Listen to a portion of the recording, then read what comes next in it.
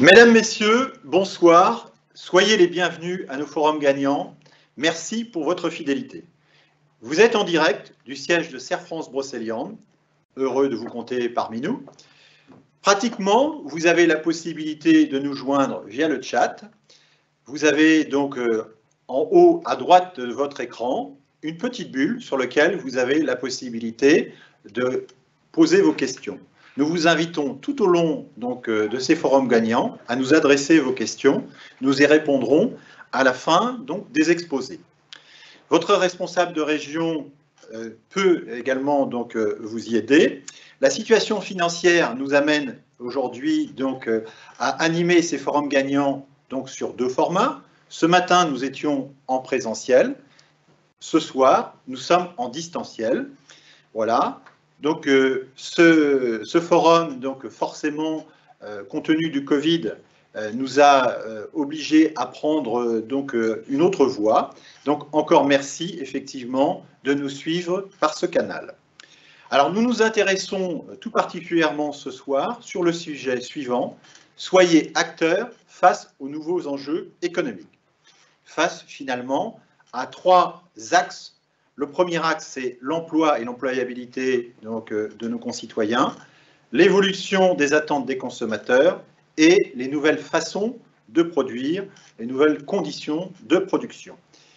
Exposés et interviews vous permettront de prendre connaissance donc, de ce contexte et en même temps de vous projeter dans le futur. À l'avance, je vous remercie pour votre écoute et sans plus attendre, je vais faire appel à Monsieur Rouleau. Monsieur Rouleau. Bonsoir, Monsieur Rouleau. Bonsoir, Christian. Monsieur Rouleau, vous êtes le président de Serre France Brocéliande. Voilà, donc vous allez pouvoir nous donner la tonalité de ce rendez-vous. Voilà, en quelques mots.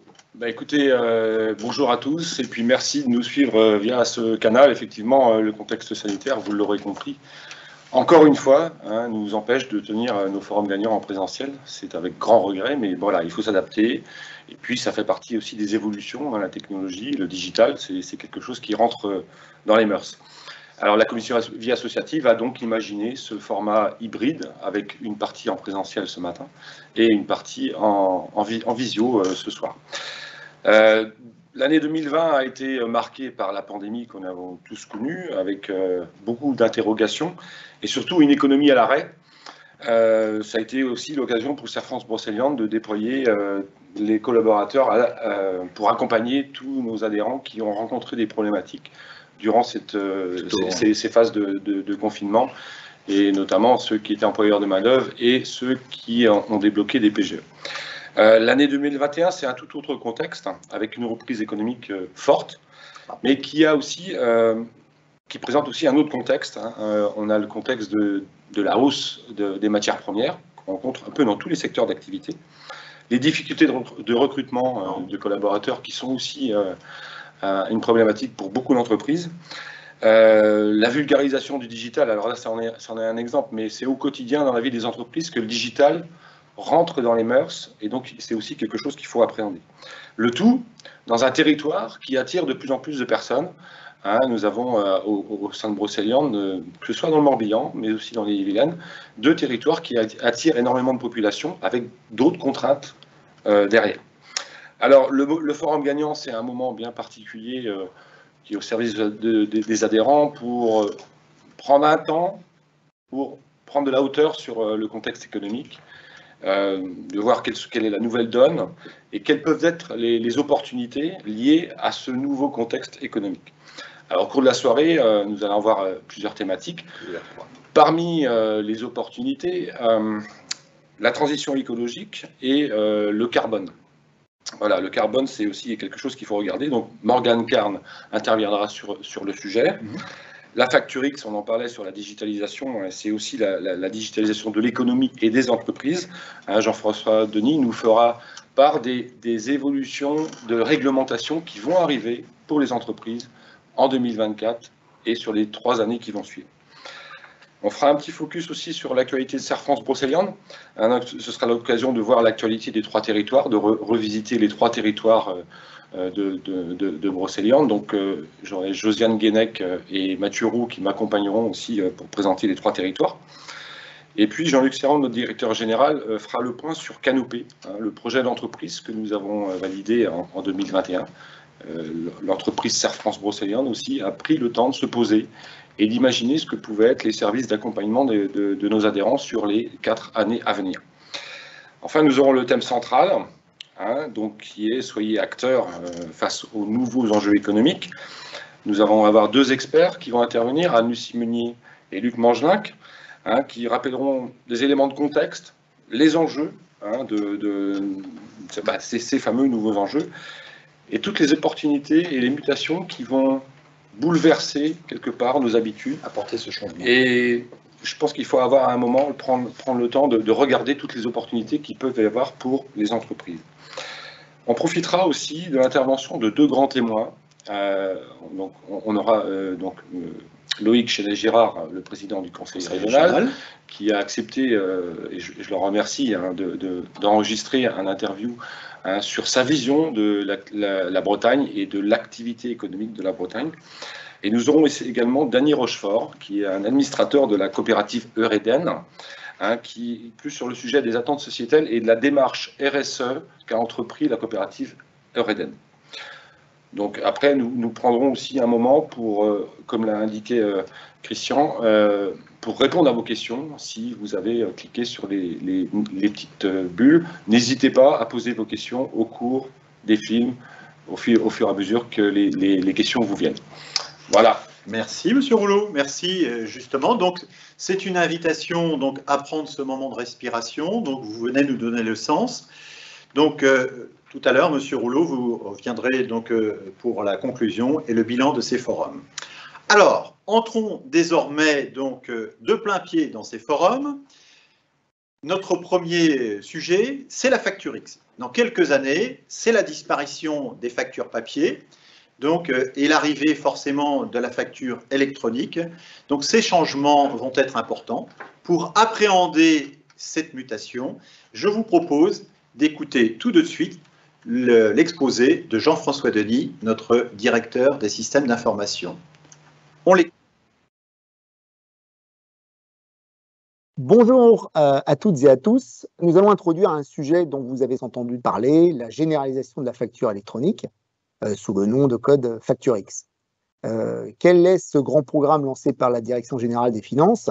C'est un programme qui a pour objectif, pour elle, de recouvrer plus vite la TVA et aussi de réduire la fraude, pour les entreprises d'améliorer la productivité de ces dernières.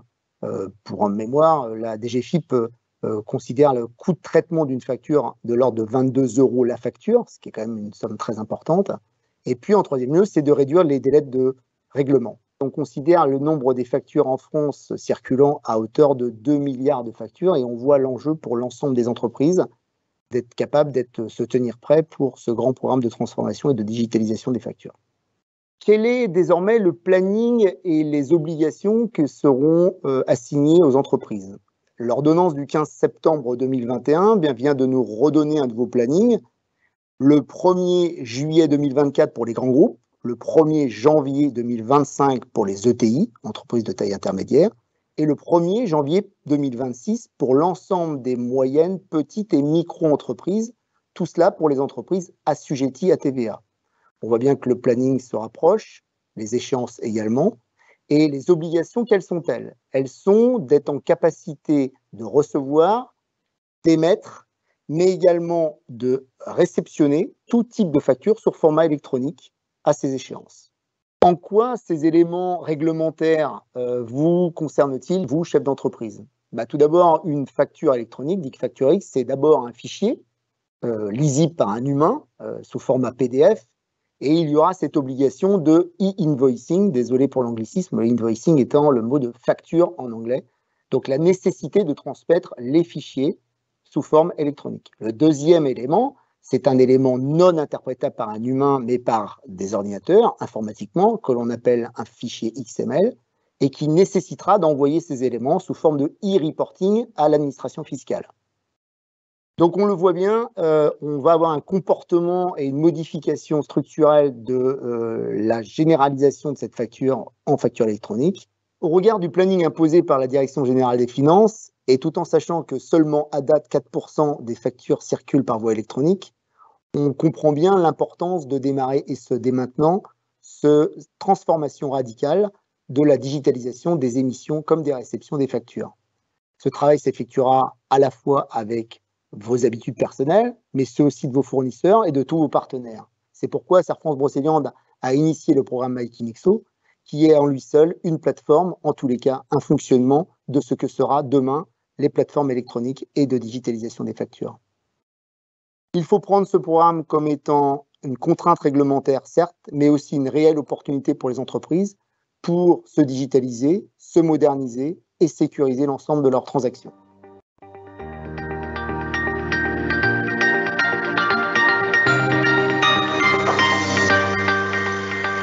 Vous êtes de retour sur le plateau, donc au siège de Serre France Brocéliande. Se digitaliser, voilà, moderniser effectivement son mode de facturation. Ce sont les messages donc, de Jean-François Denis. C'est une véritable opportunité pour vous. C'est une manière aussi de disposer en temps réel donc, des chiffres clés de votre activité. Sans transition maintenant, parlons du carbone. Le carbone est une démarche de progrès pour les entreprises. Il s'agit d'engager, pour les chefs d'entreprise que vous êtes, une démarche volontaire. Et Serre France Brocéliande a pour but de vous accompagner dans ce principe. Je vous propose, sans attendre, de prendre connaissance de l'exposé de Morgane Carne, illustration. Bonjour. Alors, qu'est-ce que l'approche carbone? L'approche carbone, c'est la conversion du process en termes de consommation, de restitution et de stockage du carbone. Cela permet l'évaluation des performances environnementales et de la durabilité de l'entreprise. Chaque filière, chaque activité a ses propres particularités et dispose ou disposera d'un diagnostic mettant en valeur ses performances dans le but de mieux les valoriser. Certaines démarches sont globales à l'entreprise. Par exemple, en agricole, on peut séparer l'activité des haies de la gestion globale de l'entreprise pour mieux les valoriser. Il y a 2 stades différents aujourd'hui dans une démarche carbone. La première consiste à déterminer l'empreinte carbone. Il s'agit de mettre en œuvre un diagnostic. Dans le cas de pratiques favorables, c'est déjà une possibilité d'affichage de la démarche pour des consommateurs, par exemple pour une vente directe. La deuxième étape consiste dans une démarche en 5 différentes étapes. La démarche bas carbone, par exemple en bovin, on réalise un premier diagnostic qui va être complété par un plan d'action et puis ce plan d'action sera suivi sur 4 années avant la réalisation d'un diagnostic final. C'est l'établissement du diagnostic final qui permettra de déterminer le gain carbone et de le valoriser sur les marchés. Le Serre France Brocéliande s'est engagé au travers de cette dynamique du diagnostic carbone en formant des conseillers sur les outils agréés. Nous pouvons vous accompagner aujourd'hui sur la mise en œuvre du diagnostic initial, sur le plan d'action et son suivi. En répondant à des appels d'offres, type les bons carbone ADEME pour les JA ou l'engagement ferme laitière bas carbone, nous bénéficions également avec vous de prises en charge qui faciliteront cette mise en action. Il faut bien garder à l'esprit que pour mettre en vente des crédits carbone sur le marché, il faut s'inscrire dans une démarche pluriannuelle. Alors, pourquoi s'engager ? Tout d'abord, pour mettre en avant une action déjà positive que vous avez au service de la durabilité des entreprises. Également, pour répondre aux futurs enjeux qui sont évoqués. C'est la compensation carbone pour les entreprises, qui deviendra obligatoire par exemple pour les transports aériens. C'est également une adaptation face aux enjeux du réchauffement climatique, la réponse aux attentes des consommateurs, et puis la préparation des nouveaux enjeux réglementaires, par exemple la future programmation PAC ou alors la mise en œuvre d'une comptabilité carbone demain. C'est avant tout une démarche de progrès pour votre entreprise. L'engagement est volontaire. Le plan d'action s'inscrit dans un plan d'optimisation technique de l'activité et il dégage par lui-même des gains économiques directement au sein du process, en vous permettant de bénéficier d'un accompagnement financier supplémentaire. Pour finir, vous retrouvez ici l'image de ce qui est attendu sur les premières exploitations qui ont fait le choix de s'engager avec nous sur le programme France Carbone Agri. Il s'agit d'un gain, un produit complémentaire de 15 000 € qui viendra renforcer la mise en œuvre de l'activité de ces entreprises.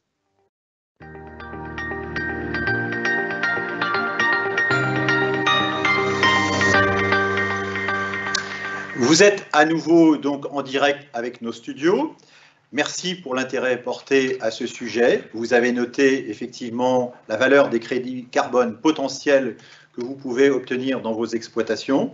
Notez aussi que chaque filière a ses propres particularités et que le plan d'optimisation permet des gains économiques.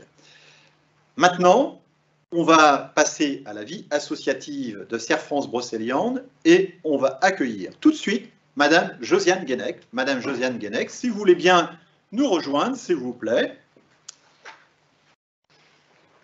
Bonsoir, Madame Guénec. Bonsoir, Christian. Madame Guénec, vous êtes donc la trésorière de Serre France Brocéliande. Voilà, nous avons le plaisir de vous accueillir. Vous allez nous présenter votre territoire.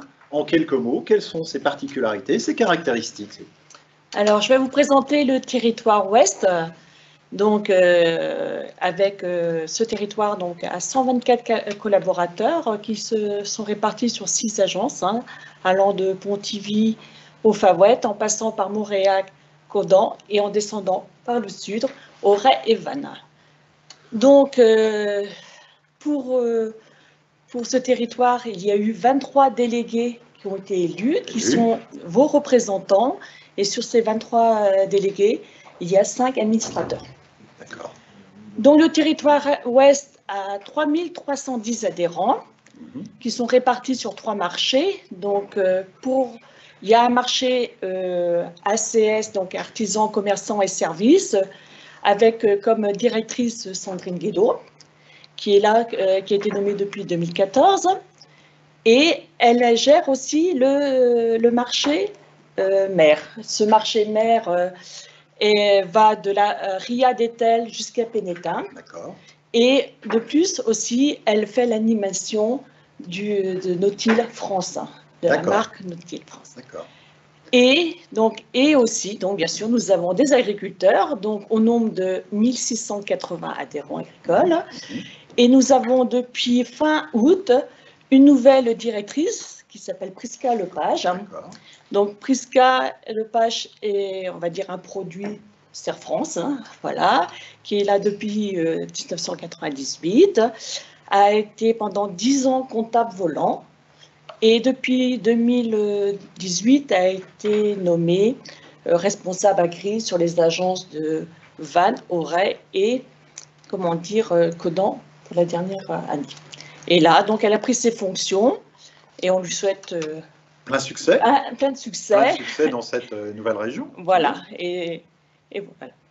Merci pour ces précisions. À noter effectivement cette particularité avec 250 dossiers donc, sur les métiers de la mer, dossiers donc, autour de la conchyliculture. Voilà. Et donc, c'est que la partie Morbihan. Morbihan. Donc, vous allez retrouver sur le territoire. On va retrouver sur un autre territoire est, tout à l'heure. Et vous aurez aussi la partie mer de ce côté-là. Merci Madame Guénec pour toutes ces précisions. Je vous invite à regagner votre place et je vais faire appel tout de suite à Monsieur Rouleau. Voilà, Monsieur Rouleau est aussi administrateur donc, du territoire centre. Monsieur Rouleau, en quelques mots, là aussi, pouvez-vous nous présenter votre territoire? Alors, je vais rectifier, je suis avant tout administrateur. Et avant tout administrateur. C'est le premier rôle. Effectivement, le territoire central, c'est le territoire hein, qui est mixte en fait entre les 2 départements. Hein, donc ça va de Ploërmel, Malétroit, Questembert, Nivillac sur la partie morbihanaise. Et on remonte sur Redon, Pipriac, Guichin, on va toute la région rennaise, Basse-Bretagne et puis Janzé, hein, Verne également. Donc c'est une région dense en adhérents puisque nous avons 5520 adhérents. Donc nous avons donc 52 délégués qui représentent ces 5520 adhérents, avec donc 2630 adhérents sur la partie artisans, commerçants, services, et 2890 adhérents sur la région, sur adhérents agricoles. Alors c'est pas la plus grosse région agricole, hein, puisque vous allez voir tout à l'heure, Mathieu Euro, sur sa région est encore plus important en termes de dossiers. Prépondérance agricole, mais pas la plus. Voilà, nous on est à peu près sur un équilibre entre les 2 marchés. Nous avons pour ce faire donc 198 collaborateurs qui œuvrent au quotidien pour l'ensemble des adhérents. Donc ils sont sous la responsabilité, donc sur les marchés ACS, sur la partie ouest, c'est Laurence Barbedroite qui manage l'équipe, et sur la partie est, c'est Laurent Théodin qui assure cette mission. Sur le marché agricole, donc sur la partie ouest, c'est donc Pierrick Séné qui assure donc cette mission, et Yvonne Cracouette sur la partie est. Donc voilà, et c'est l'ensemble des adhérents du territoire central. Alors, nous, c'est un territoire terrestre, hein. Il n'y a pas de dossier mer sur cette zone géographique. Voilà, donc il y a quelques étangs, mais je pense qu'il n'y a pas d'huîtres ni de moules qui sont élevés. On peut peut-être trouver de la pisciculture. On va dire ça peut-être. Voilà pour le territoire. Merci Monsieur Rouleau. Voilà, écoutez, sans transition, on va enchaîner. Et pour boucler ce tour des territoires, on va faire appel à Monsieur Roux. Bonsoir Christian, bonsoir à tous. Bonsoir, Monsieur Roux, vous êtes donc le secrétaire de Serre France Brocéliande. Là aussi, même question que pour vos collègues. Eh bien, quelles sont effectivement les particularités de votre territoire? Alors, le territoire Est, c'est un territoire qui part de Saint-Malo au nord, qui va sur Fougères, Clé-Saint-Vitré et qui revient jusqu'à Béton au nord de Rennes. C'est un territoire où il y a 39 délégués qui représentent un peu plus de 4500 adhérents.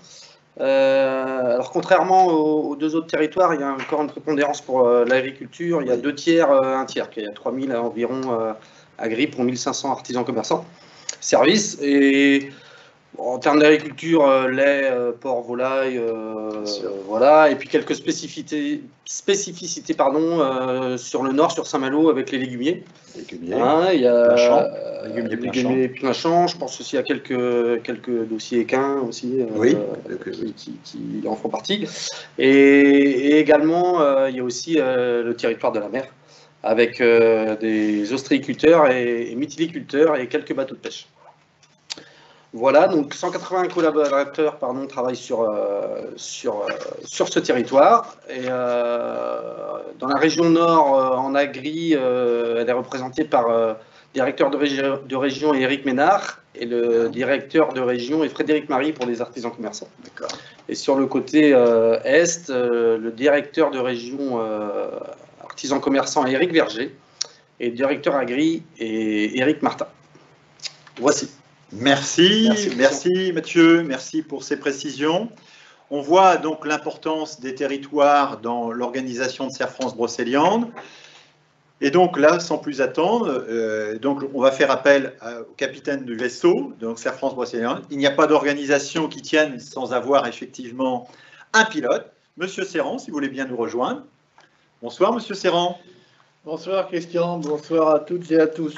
Voilà, vous êtes le directeur général de Serre France Brocéliande, justement. Alors, quelle est la feuille de route, justement, de Serre France Brocéliande? Avant de parler de la feuille de route, on va la tracer avec le projet d'entreprise. Ça a été notre réflexion. C'est pour ça que j'ai voulu mettre en évidence, effectivement, cette actualité qui est importante pour nous, en termes d'entreprise, et aussi pour vous, les adhérents qui nous écoutez ce soir. Je voudrais rappeler quand même qu'on vient de passer... Tu parlais d'un vaisseau tout à l'heure. Le vaisseau, il a subi des vagues régulières. On en est aujourd'hui à la 5e. Les premières, notamment en 2020, ont été très sévères. Je vous rappelle qu'en 2020, on parlait de faillite d'entreprise et on était très inquiets pour effectivement la santé de différentes entreprises chez nous. Heureusement, le plan d'accompagnement, le président Rouleau en parlait tout à l'heure, que ce soit le PGE, que ce soit le chômage à temps partiel, etc., a permis effectivement de vous maintenir vos outils de production et puis aussi d'être là pour la reprise économique. Il faut dire que pendant cette période, la relation avec vous a complètement changé. On va parler tout à l'heure d'outils digitaux, mais elle a changé parce que nous sommes passés à vous faire même des prestations en visio. On fait des Teams maintenant, n'est-ce pas? C'est devenu dans le langage courant, on fait des Zoom, etc. Bref, on a changé la façon de travailler. Ce qui a influé également, d'ailleurs, l'écriture de notre projet d'entreprise, voilà, qu'on a fait pendant ces 2 années qui viennent. La reprise économique est arrivée en 2021. On peut que s'en réjouir, bien entendu, d'avoir une reprise économique, un chômage qui baisse. La contrepartie, c'est que c'est reparti tellement vite que nos chefs d'entreprise, notamment tous ceux qui travaillent dans l'artisanat, et ils sont nombreux, eh bien, ils n'ont plus de matières premières. Hein, ou du moins, il y a ce qui fait défaut aujourd'hui à la reprise. Des ruptures de stock, effectivement, sur les matières premières, ou des matières premières dans la partie agricole qui ont augmenté terriblement et qui augmentent les coûts de production. Bien sûr. Voilà, c'est une situation. Et aussi, oui, tout à fait, et aussi, tout le monde réclame de la main-d'œuvre, voilà, puisque tous les pans de l'économie sont concernés. Et c'est aujourd'hui très compliqué, effectivement, de trouver cette main-d'œuvre. Malgré cela, nous avons toujours notre école, nous formons des collaborateurs et des collaboratrices, et nous accompagnons encore plus dans les années qui viennent. Effectivement, on encourage à cette formation continue au sein de l'entreprise. Vous nous direz d'ailleurs comment on accompagne aujourd'hui vers la transition numérique. Exactement. Je parlais de feuille de route tout à l'heure. Donc la feuille de route, elle n'est pas faite uniquement par le directeur. Non. Voilà, elle est faite également, c'est ce qui a été en collaboration. En collaboration, ça a été un travail collaboratif avec près de 90 personnes qui ont participé à cette écriture de ce projet d'entreprise, des adhérents, des administrateurs, des partenaires, et bien entendu des collaborateurs et des managers. Alors, on l'a appelé ce projet d'entreprise canopée. J'imagine que Christian, vous savez très bien ce que c'est que la canopée. Oui, c'est la voûte, justement, donc de la forêt qui permet de capter la lumière. Voilà. C'est ce que vous avez recherché vraisemblablement. Et oui, avec un clin d'œil, bien entendu. Avec un clin d'œil pour le territoire. Et notre forêt de Brocéliande, puisque, vous savez, ça donne effectivement ce lieu géographique. Et donc, nous avons écrit ce problème stratégique. Alors, ici, c'est un résumé, bien entendu, parce qu'on pourrait y passer des heures à parler de ce projet d'entreprise. Avec des phrases importantes, c'est comment adapter nos compétences. Nous avons besoin de compétences au sein de l'entreprise, et c'est bien ça, c'est pour ça que nous formons à l'intérieur de l'entreprise, pour effectuer des missions à valeur ajoutée, pour améliorer la performance de nos clients. Nous avons toujours travaillé pour améliorer la performance de nos clients et de nos collaborateurs. Alors, ce qui est nouveau, c'est qu'on s'appuie aujourd'hui, par rapport à ce qu'on faisait avant, sur des outils digitaux, et également sur de la donnée. Pas la donnée pour capter uniquement de la donnée, mais la donnée pour vous la rendre, cette donnée, demain avec on appelle ça des OAD, des outils d'aide à la décision, qui vous permettront de conduire votre entreprise. Ça existe déjà pas mal dans le milieu agricole, hein, par exemple. Alors, je ne suis pas un spécialiste des cultures. Au-delà du constat, on va valoriser cette donnée pour complètement faire du conseil. Tout à fait. Et puis, on parlait de digitalisation. La digitalisation, elle est là. Alors, tout à l'heure, vous avez vu la présentation par M. Denis de FactureX, hein, qui va s'imposer à tout le monde à partir de 2024. Alors, est-ce que vous pouvez nous rappeler le calendrier, M. Serran? Alors, le calendrier, j'ai mon calendrier par rapport à ça. C'est-à-dire qu'à partir du 1er juillet 2024, toutes les grandes entreprises devront émettre des factures en numérique. D'accord. Ce qu'on appelle la facture X, c'est-à-dire une facture hybride entre facture papier et électronique. Mais qui dit émettre, ça veut dire que vous, chef d'entreprise, vous soyez en capacité de recevoir cette facture. D'où l'importance, effectivement, d'être prêt pour, effectivement, cette évolution digitale. Et je vais en parler tout à l'heure avec MyKinexo, la plateforme qu'on met à votre disposition et sur lequel on souhaite que vous vous engagiez très rapidement pour être prêt pour ces dates. Parce que ça va aller très vite. Il y a 2 ans devant nous. Souvent, je compare cette évolution à ce qui nous est arrivé avec le prélèvement à la source. Vous savez, le prélèvement à la source, on disait « Oh, bah non, c'est pas possible, ça va pas se faire, etc. Ça va être reporté. » Non. Le prélèvement à la source, il a été mis en place et il a fallu s'adapter. Et aujourd'hui, toutes vos déclarations sont faites de manière numérique. Eh bien là, ça sera pareil, parce qu'il faut le savoir également, que par rapport à cet aspect FactureX, au niveau de l'Europe, parce que c'est un projet européen, voire mondial, parce que voilà, mais au niveau européen, toutes les économies vont adopter aujourd'hui ces principes-là. Au niveau européen, on est dans les derniers, donc il n'y aura pas de recul par rapport aux dates. Donc il faut absolument être prêt, avec accompagner nos entrepreneurs. Tout à fait, pour le 1er juillet 2024. Leur permettre d'accéder à ces technologies. Sachant que le 1er juillet 2024, vous comprenez bien, on n'arrivera pas à passer tout le monde dans la nuit du 30 juin au 1er juillet. Donc il faudra effectivement être prêt dans les années. Donc je vous encourage vivement à vous équiper très rapidement avec MyKinexo, avec l'appui de coachs digitaux qu'on a mis au sein de l'entreprise pour vous accompagner. C'est une proposition du conseil d'administration et également de formation. Nous allons former nos collaborateurs et vous former en même temps. Vous aurez des formations collectives. Je vous invite à vous y inscrire, qui sont gratuites. Parce que nous avons un vrai devoir territorial d'accompagner ce changement digital. Alors aujourd'hui, il y a déjà un parcours de fait, 1300 clients sont équipés. Tout à fait, mais on en a 14 000, il reste une marche à faire et c'est important. Alors MyKinexo, c'est la plateforme sur laquelle il faut effectivement que vous, adhérents, vous soyez effectivement vite, vous en prenez connaissance et surtout que vous maîtrisiez cette plateforme. Donc c'est pour ça qu'il faut vous accompagner. Alors certains sont, comme on dit pour les jeunes, digital natifs, ils n'ont besoin d'aucune formation, mais beaucoup, aussi bien dans l'entreprise d'ailleurs, ou des collaborateurs, ont besoin effectivement de cet accompagnement. Et nous y tenons fortement. Et de faire la bonne utilisation, parce qu'en fait, on peut être utilisateur, observateur et utilisateur, où vraiment on le met à profit de son entreprise. Les fonctionnalités les plus importantes de MyKinexo, je ne vais pas y passer, parce que je laisserai la parole à un utilisateur après qui en parlera beaucoup mieux que moi. Mais les fonctionnalités importantes, c'est quoi? C'est la sécurisation d'ailleurs sur une plateforme. Parce qu'aujourd'hui, on parle beaucoup de cybercriminalité. Voilà. On peut être vite attaqué, effectivement. On parle aussi d'envoi de messages sur cette plateforme et plus de mails. On parlait tout à l'heure de décarboner. Il faut savoir, c'est la source ADEME qui fait référence quand même en termes d'énergie, qui explique dans son calcul qu'un email émet 1860 fois plus de CO2 qu'un message sur une plateforme. Voilà, donc on est aussi dans l'ère du temps qu'il faut effectivement mettre ces informations, agir pour ça. Bien sûr, derrière cette plateforme également, il y a des coffres-forts si vous êtes employeur de main-d'œuvre, mais même si vous n'êtes pas employeur de main-d'œuvre, pour y mettre vos documents à l'intérieur de ces coffres-forts. C'est ce qu'on appelle l'espace documentaire qui vous permettra effectivement de travailler pour le futur, pour retrouver facilement vos données.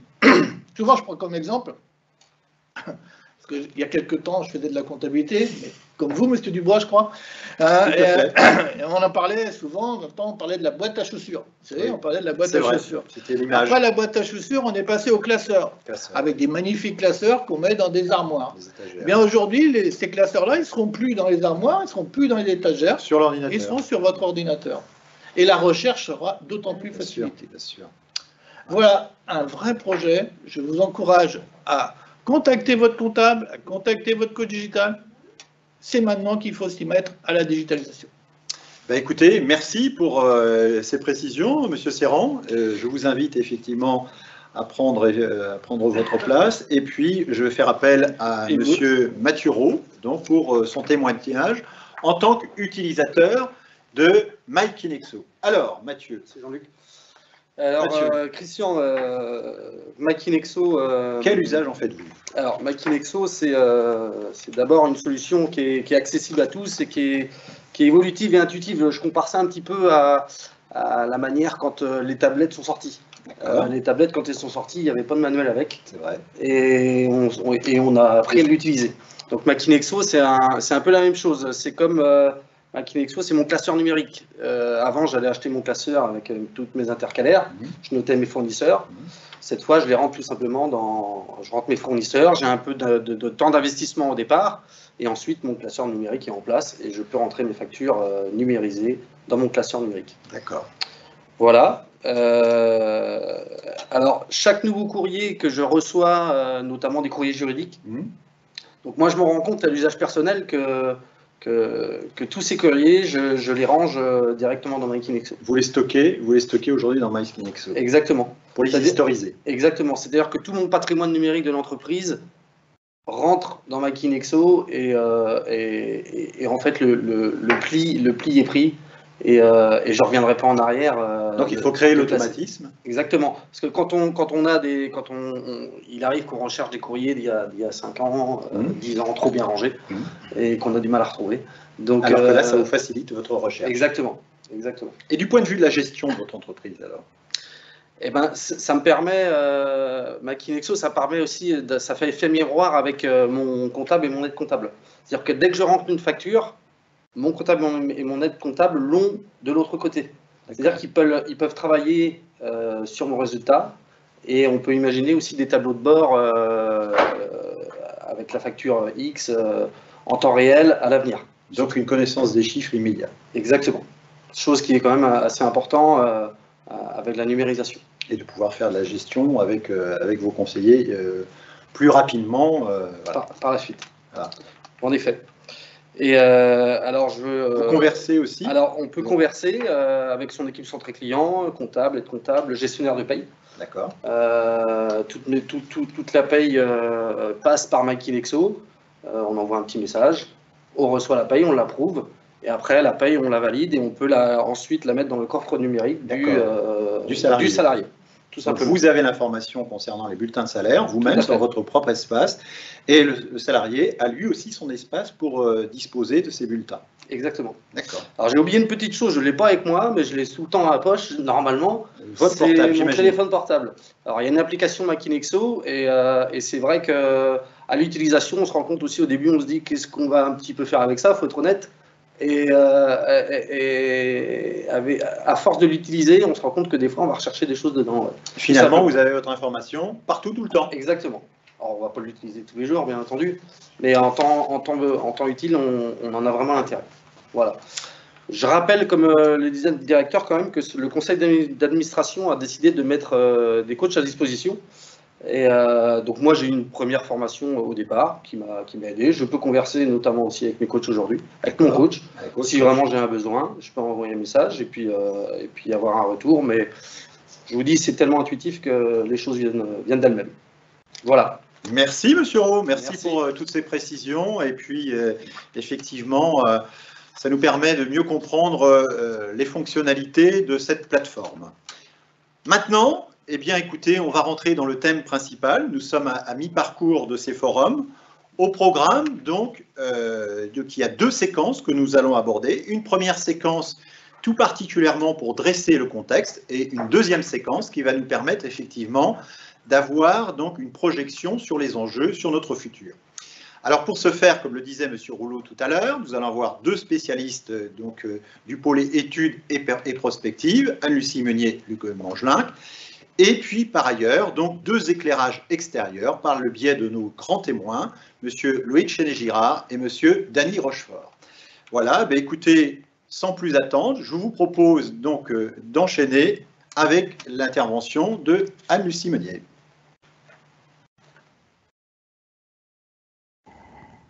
Ce contexte particulier, plus qu'un bilan, parce qu'on voit bien, au vu de l'actualité de ces derniers jours, on va plutôt faire un point à un temps T. On va l'analyser donc sur les différents indicateurs. Le premier, qui est révélateur de l'économie, c'est le suivi de l'évolution du PIB. On voit très clairement qu'on a traversé une période inédite, avec un recul d'activité sur le deuxième trimestre 2020 qui est complètement inédit. Deuxième trimestre 2020, pour resituer les choses dans leur contexte, c'est le premier confinement qu'on a connu en France. On se souvient qu'il a été suivi d'un deuxième à l'automne 2020 et d'un troisième au printemps 2021. La chute du PIB, elle a été vraiment très marquée au deuxième trimestre 2020. Vous voyez qu'on a reculé de 15%. Malgré la reprise qui a été réelle sur la fin de l'année, la chute du PIB elle aura été de 6% par rapport à 2019. Sur l'année 2021, vous voyez qu'on a rattrapé globalement cette chute d'activité. On se situera sur l'année 2021 en moyenne à 4% de recul par rapport à cette année de repère 2019.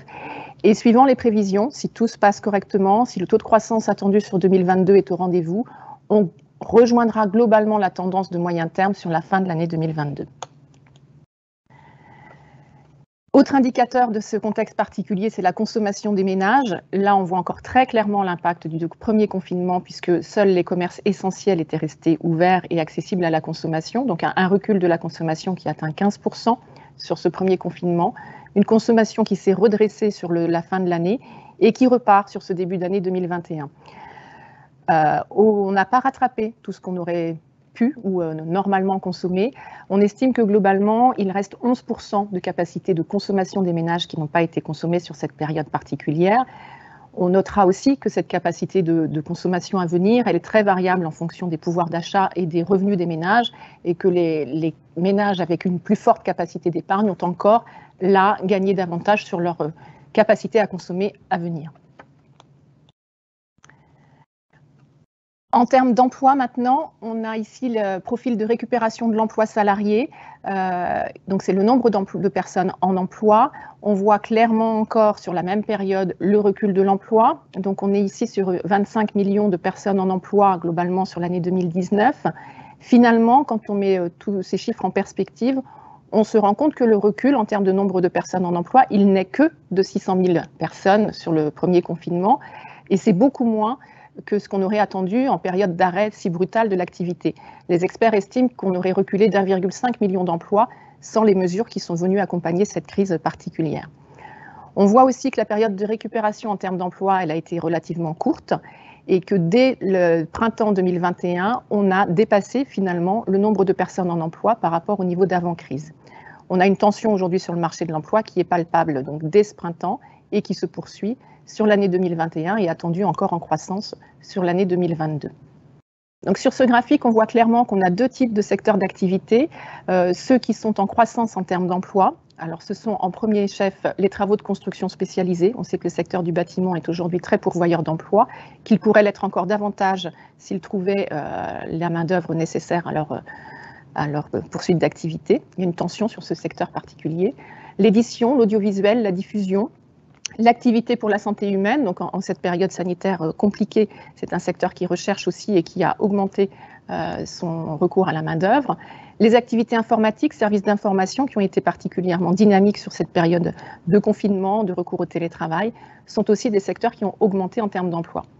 En revanche, à l'autre extrémité, on a deux secteurs particulièrement impactés et qui sont en recul de plus de 5% sur le niveau d'effectifs salariés. C'est l'industrie automobile et l'hébergement.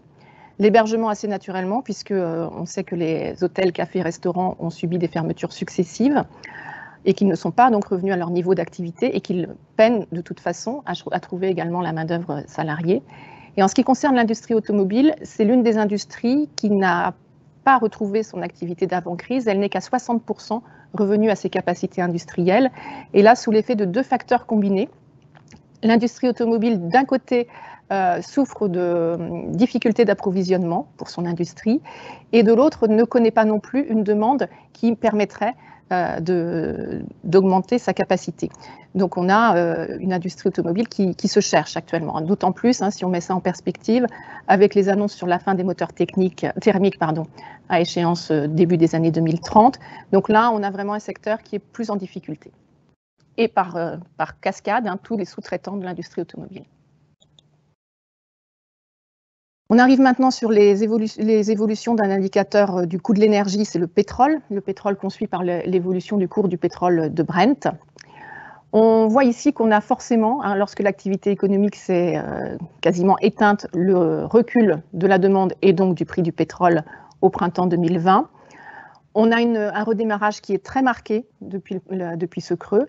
Et on atteint en 2021 des niveaux qui finalement ne sont pas si supérieurs à ce qu'on a connu déjà sur une période récente, puisque vous voyez qu'on rejoint les niveaux de la fin de l'année 2018.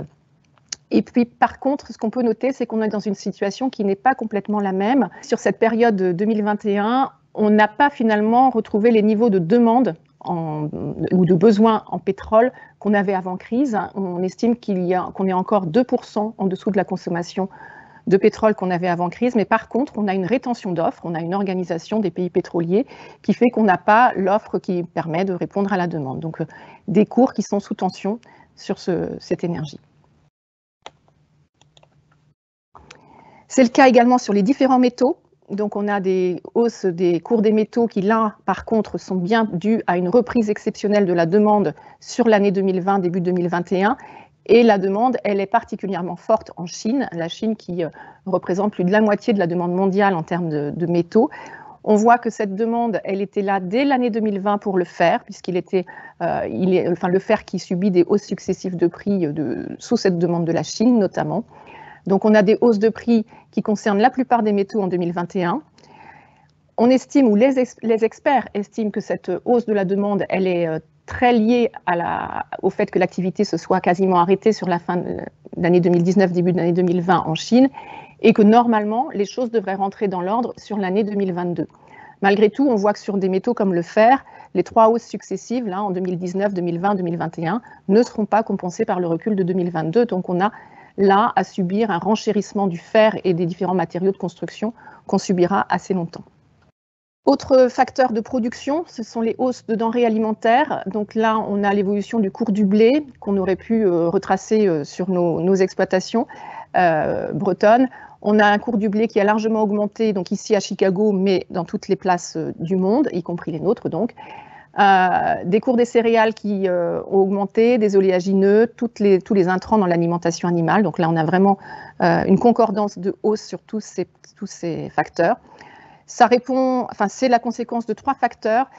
Les aléas climatiques, certes, auxquels on devra s'habituer parce qu'ils sont de plus en plus fréquents et sur différents endroits de la planète, donc enfin, une concordance sur différents sites de production. Mais surtout, là, on est encore sous la pression de la demande chinoise et le fait que les pays qui ont de plus fortes contraintes en termes de sécurité alimentaire constituent des stocks pour ne justement pas avoir à subir les aléas climatiques. Donc on a des phénomènes de spéculation finalement qu'on avait connus déjà lors des années 2007-2008, qu'on retrouve ici de la même nature. Donc on voit ici ensuite sur ce tableau qu'on a que cette hausse qu'on constatait sur le prix du blé, elle est valable sur le maïs, elle est valable sur le soja, sur le sucre, sur le café également. Donc on voit bien que toutes les matières premières agricoles et dans toutes les régions du monde ont été impactées par cette hausse de la demande. Là encore, les prévisions sur 2022 font état d'un recul notamment sur le soja, mais un recul sur 2022 qui est, encore une fois, bien moindre que la hausse qu'on a connue sur l'année 2021. Autre marqueur de l'économie, c'est l'évolution de la parité euro-dollar pour nos économies donc, européennes. Globalement, on a un cours de l'euro en dollars qui est à un niveau relativement élevé, puisqu'on est sur les mêmes niveaux qu'on avait en 2018. Donc, en ce qui concerne, par exemple, le coût de l'énergie, on est dans la même situation. Un cours du pétrole qui est élevé, un euro qui est relativement élevé par rapport au dollar. Ce qui nous pénalise plus, c'est l'actualité plus récente, c'est ce recul du cours de l'euro par rapport au dollar sur l'été-automne 2021. Donc, quand l'euro recule, notre monnaie est moins forte, nos importations nous coûtent plus cher et c'est ce qui nous pénalise actuellement. Donc, on voit ici, sur la balance commerciale, on voit l'évolution qui est attendue sur les estimations de 2021 et 2022. Alors, pourquoi? Globalement, on a ici l'évolution en variation annuelle des exportations en bleu, des importations en orange. Bon an, mal an, on avait des exportations qui étaient plutôt en croissance. Sur 2019, un léger recul des importations. Particularité de l'année 2020, nos exportations ont largement baissé. Donc, c'est vraiment l'arrêt des échanges internationaux. Nos importations ont également largement reculé. Donc, ça, c'est vraiment l'effet conjoncturel. Et lors de la reprise qu'on connaît normalement sur cette année 2021, ce qui nous contraint et pénalise, c'est que notre rebond des exportations, il a été finalement moins fort que celui des importations. Et on peut typiquement prendre en termes agroalimentaires, on s'est quelque peu réjoui, par exemple, que les importations de volailles ou de toute autre viande diminuaient sur l'année 2020. C'était l'effet fermeture de la restauration collective. Et sur ces marchés en particulier, on voit que finalement, les importations ont augmenté de plus belle sur l'année 2021. Et puis se renchérissent donc, en ce qui concerne l'énergie, du fait de la parité euro-dollar sur cette fin d'année, comme je le disais. Donc finalement, quand on regarde la ligne du solde commercial de la France, on voit que ce solde commercial, il s'était dégradé en 2020, il se dégrade en 2021 et malheureusement, on considère qu'il risque de se dégrader également sur 2022, enfin de remonter très légèrement sur 2022. Un dernier indicateur économique, c'est le niveau de l'inflation qu'on a ici depuis quelques années maintenant tout à fait contenu sur nos zones européennes et notamment en France. En 2020, on est resté sur un niveau d'inflation très faible, à 0,5. Sur l'ensemble de l'année 2021, l'inflation est estimée en France à 1,7, ce qui reste un niveau très contenu également. On est quand même très vigilant sur le fait qu'une bonne part des facteurs d'augmentation de cette inflation, c'est le prix de l'énergie, et que ce prix de l'énergie augmentant, on s'attend quand même à une certaine remontée de l'inflation. Ce qui nous rassure malgré tout en France, c'est qu'on a davantage contenu cette inflation que nos voisins européens. La moyenne européenne est de 3%. Davantage aussi que les États-Unis. Aux États-Unis, on est à 6% d'inflation. Alors avec certes peut-être un redémarrage de l'économie plus dynamique. Malgré tout, on sait que les gouvernements, la Banque centrale, surveillent de près cette inflation, auquel elle répondrait éventuellement par une correction des taux directeurs de la Banque centrale européenne, donc qui renchérirait de fait les investissements, le coût des crédits. Donc ce sont des variables qui sont très liées et à surveiller de manière parallèle. Et justement cet investissement, quelle a été son évolution donc, sur cette période? Globalement, vous voyez que, là encore, quand l'économie s'est arrêtée lors du premier confinement, les investissements également se sont arrêtés. Ils ont malgré tout repris sur le quatrième trimestre 2020 et largement sur ce début d'année 2021. Sur l'année 2020, on est tout de même à moins 8% sur l'année. Mais là, comme on l'avait dit au niveau de l'emploi tout à l'heure en début d'exposé, sans les mesures de soutien à l'économie, on estime qu'on serait descendu sur des niveaux d'investissement bien moindres encore et que finalement, on a quelque peu limité les dégâts en termes d'investissement des entreprises. On a limité les dégâts, donc ça a été la politique volontariste de l'État, cette fameuse politique du quoi qu'il en coûte. On a plusieurs indicateurs sur le graphique ici et on se rend bien compte que ce n'est pas aux ménages finalement que cette crise a coûté. On a sur le bloc noir l'épargne financière des ménages. On voit que bon an mal an, elle se maintient à peu près toujours au même niveau de 50 milliards d'euros. Que lors des périodes de crise, donc la crise financière de 2008-2009, on a effectivement eu des épargnes de précaution, que c'est ce qui se passe aussi en 2020, mais plus qu'une épargne de précaution. Certes, les gens étaient inquiets et circonspects par rapport à cette situation inédite, mais de toute façon, ils n'avaient pas l'occasion de consommer puisque les commerces physiques notamment étaient fermés. Donc on a cette capacité financière des ménages qui a largement augmenté sur l'année 2020. L'épargne financière des entreprises, malgré les aides, mais aussi grâce aux aides, elle est certes négative sur la période actuelle, mais bien moindre encore, à des niveaux bien moindres que ce qu'on aurait pu connaître sans le soutien de l'État. Et c'est bien le solde public qui, lui, s'est dégradé donc d'une ampleur qui est bien supérieure à ce qu'on a connu en 2009-2010 lors de la crise financière. Bonjour, donc la situation économique que vient de vous dresser Anne-Lucie Meunier pour l'économie française, elle est d'abord le fruit des mesures d'accompagnement qui ont été mises en place durant cette période de crise sanitaire. Donc on peut signaler les différents dispositifs qui ont existé au fur et à mesure des mois passés. Donc le dispositif de chômage partiel pour les salariés, les fonds de solidarité, le prêt garanti par l'État d'une part, et puis des mesures qui intéressent certains secteurs, donc les mesures sectorielles, et enfin les dispositifs employeurs qu'on a pu retrouver. Donc tous ces dispositifs ont permis de limiter les conséquences sur un certain nombre de secteurs d'activité, sans pour autant résoudre tous les problèmes. Le secteur du tourisme, de l'hôtellerie, de la restauration et de l'événementiel étaient bien évidemment les plus touchés par cette crise, et donc c'est sur ces secteurs-là que ces dispositifs ont eu le plus d'impact. Au-delà de l'accompagnement courant de la crise, il faut indiquer donc le plan de relance qui est mis en œuvre et qui, lui, aura pour objectif de relancer l'économie sur des thématiques à enjeu pour demain. Donc, ça concerne 3 volets. L'écologie, d'une part, avec 30 milliards qui ont été développés pour la rénovation thermique des bâtiments, l'aide à la décarbonation de l'industrie, la prime à la conversion pour les véhicules et le développement de technologies vertes. Le volet compétitivité qui concerne essentiellement les investissements dans des technologies d'avenir, la formation, la baisse des impôts de production. Et enfin, le 3e volet, la cohésion, avec notamment 35 milliards dans le cadre du Ségur de la santé, la sauvegarde de l'emploi et les soutiens aux personnes précaires. On a donc vu l'accompagnement de l'État au niveau national. Qu'en est-il en Bretagne ? On a ici des différents indicateurs donc, suivis par la Banque de France qui suivent à la fois l'épargne des particuliers et le crédit des entreprises ou sociétés non financières. En termes d'épargne des particuliers, au niveau de la Bretagne, on constate le même phénomène qu'on voyait tout à l'heure au niveau national. Les Français ont épargné donc, de manière régulière depuis le début de l'année 2020. Leurs liquidités sont en croissance donc jusqu'au printemps 2021. On attend la suite de ces séries, voir si sur l'été et l'automne 2021, on a retrouvé des niveaux de consommation supérieurs. Si on suit ensuite l'évolution des trésoreries des entreprises, on voit très clairement, comme on l'a évoqué tout à l'heure, sur les lignes des crédits de trésorerie, ici en rouge, comment les entreprises ont bénéficié des prêts de trésorerie garantis par l'État, donc leurs crédits de trésorerie ont augmenté. Ces crédits de trésorerie n'ont pas été entièrement consommés par des investissements ou des dépenses. Pour une bonne part, les comptes et dépôts des entreprises ont augmenté sur la même période. et on est toujours sur des niveaux de compte et dépôt des entreprises qui sont supérieurs à ce qu'on avait sur l'année 2019. Malgré tout, les crédits d'équipement ont continué d'augmenter régulièrement. Donc on voit là encore l'action de l'État sur les indicateurs de la santé économique.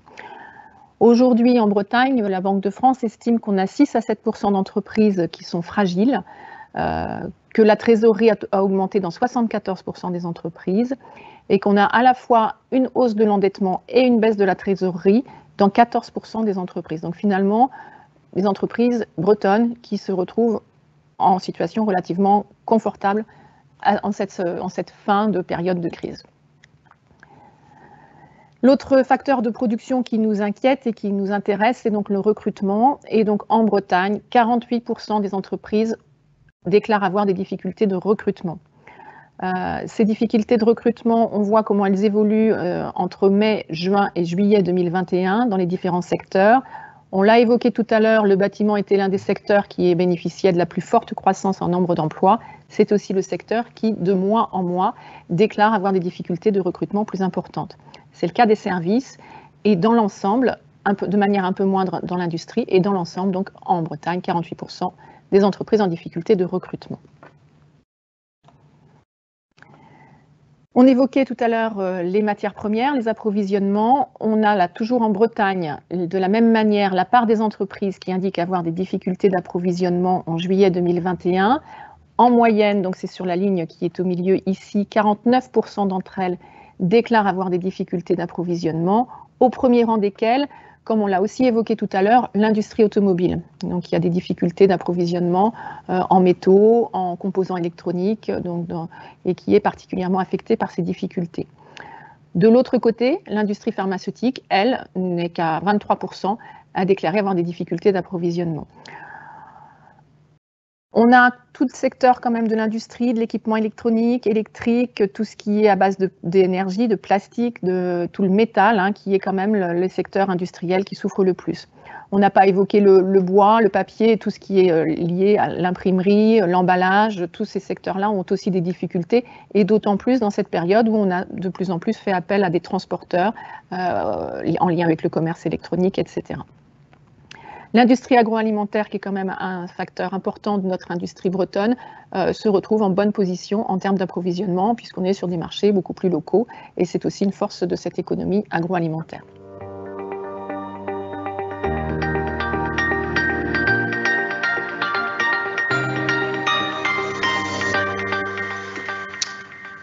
Merci Anne-Lucie, merci Luc pour votre présentation contextuelle. Alors tout ceci doit vous inviter, mesdames, messieurs les internautes, à vous manifester, à poser vos questions. N'hésitez pas à nous livrer vos réactions, vos interrogations.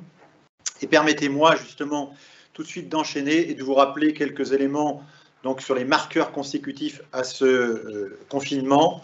Donc, vous avez noté à l'échelle de l'économie française donc, la chute brutale de l'activité, notamment de l'emploi, avec une reprise en aile d'oiseau et avec finalement aujourd'hui des impacts importants, ça a été dit à plusieurs reprises, un impact sur les matières premières et notamment sur les denrées alimentaires. Parmi les indicateurs donc, impactés au plan national, retenez une balance commerciale en retrait, et donc qui se solde à moins 73 milliards, donc tout dernièrement, voilà, et un niveau d'inflation à surveiller, à contrôler, qui aujourd'hui se situe à 1,7, et enfin une accélération des investissements, donc de 12% sur 2021. Alors pour pallier à cette situation inédite, l'accompagnement de l'État par son plan donc, de relance porte sur 3 volets. L'écologie d'une part, avec l'aide à la décarbonation, la compétitivité notamment, et l'investissement sur donc, les nouvelles technologies, et enfin la cohésion et plus particulièrement le Ségur de la santé. Alors en Bretagne, vous l'avez noté, les indicateurs indiquent que les entreprises ont bénéficié de crédits de trésorerie, de crédits d'investissement. 6 à 7% des entreprises sont fragilisées. 48% d'entre elles ont des difficultés effectivement de recrutement, et tout particulièrement dans le BTP, comme ça l'a été dit, et en moyenne, 49% d'entre elles déclarent avoir des difficultés d'approvisionnement. Voilà rapidement le résumé, et pour nous permettre donc d'observer la situation et les lignes de force de la région, je vous propose tout de suite d'enchaîner avec l'interview de Loïc Chenet-Girard. On regarde.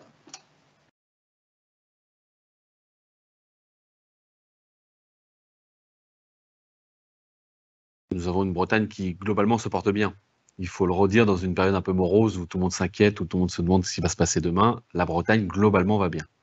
Nous avons un tissu d'entreprise productif qui est toujours très présent, avec des filières en émergence. On peut parler des énergies marines renouvelables ou de la cybersécurité, qui commencent déjà à drainer un nombre d'emplois conséquents avec des grands groupes et des PME.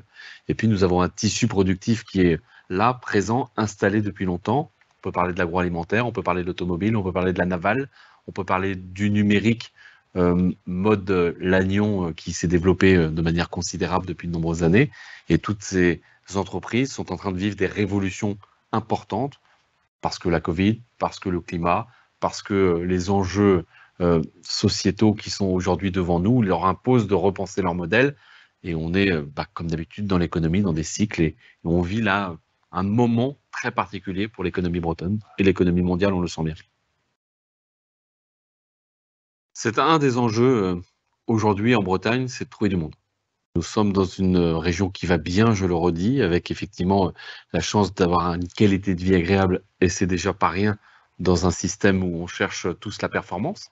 Finalement, c'est un outil de compétitivité en soi, cette Bretagne. Et puis après, vous avez raison, il y a des secteurs, le bâtiment en fait partie, où on a du mal à trouver du monde. On a du mal à trouver du monde et je pense qu'il va falloir réfléchir à de nouvelles manières de faire. Parce que seulement de dire les jeunes ne veulent plus bosser ou on a du mal à capter parce que notre métier n'attire pas, ça ne suffit pas. Il faut travailler sur globalement la mission d'une entreprise. Quelle est notre mission? Quel est notre objectif? Quelle est la manière d'organiser le travail pour que nos jeunes aient envie de venir?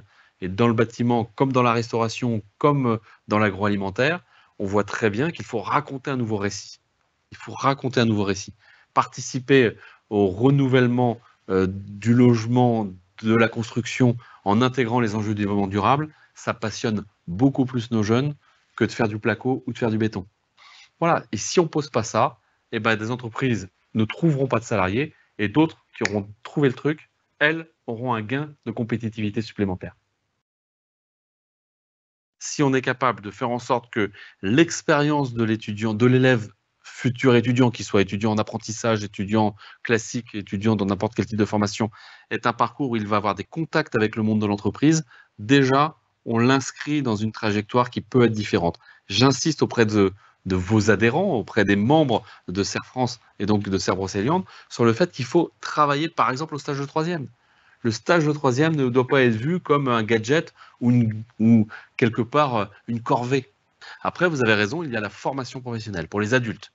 Et là, la responsabilité de la région, et c'est son métier, c'est de travailler à des nouvelles formations qui soient en adéquation avec les besoins de nos entreprises, c'est la moindre des choses, et on doit travailler avec les branches pour cela, et puis de faire en sorte qu'on soit capable de détecter les hommes et les femmes qui, à un moment donné dans leur vie professionnelle, sont en arrêt pour pouvoir se reprojeter dans de nouveaux métiers.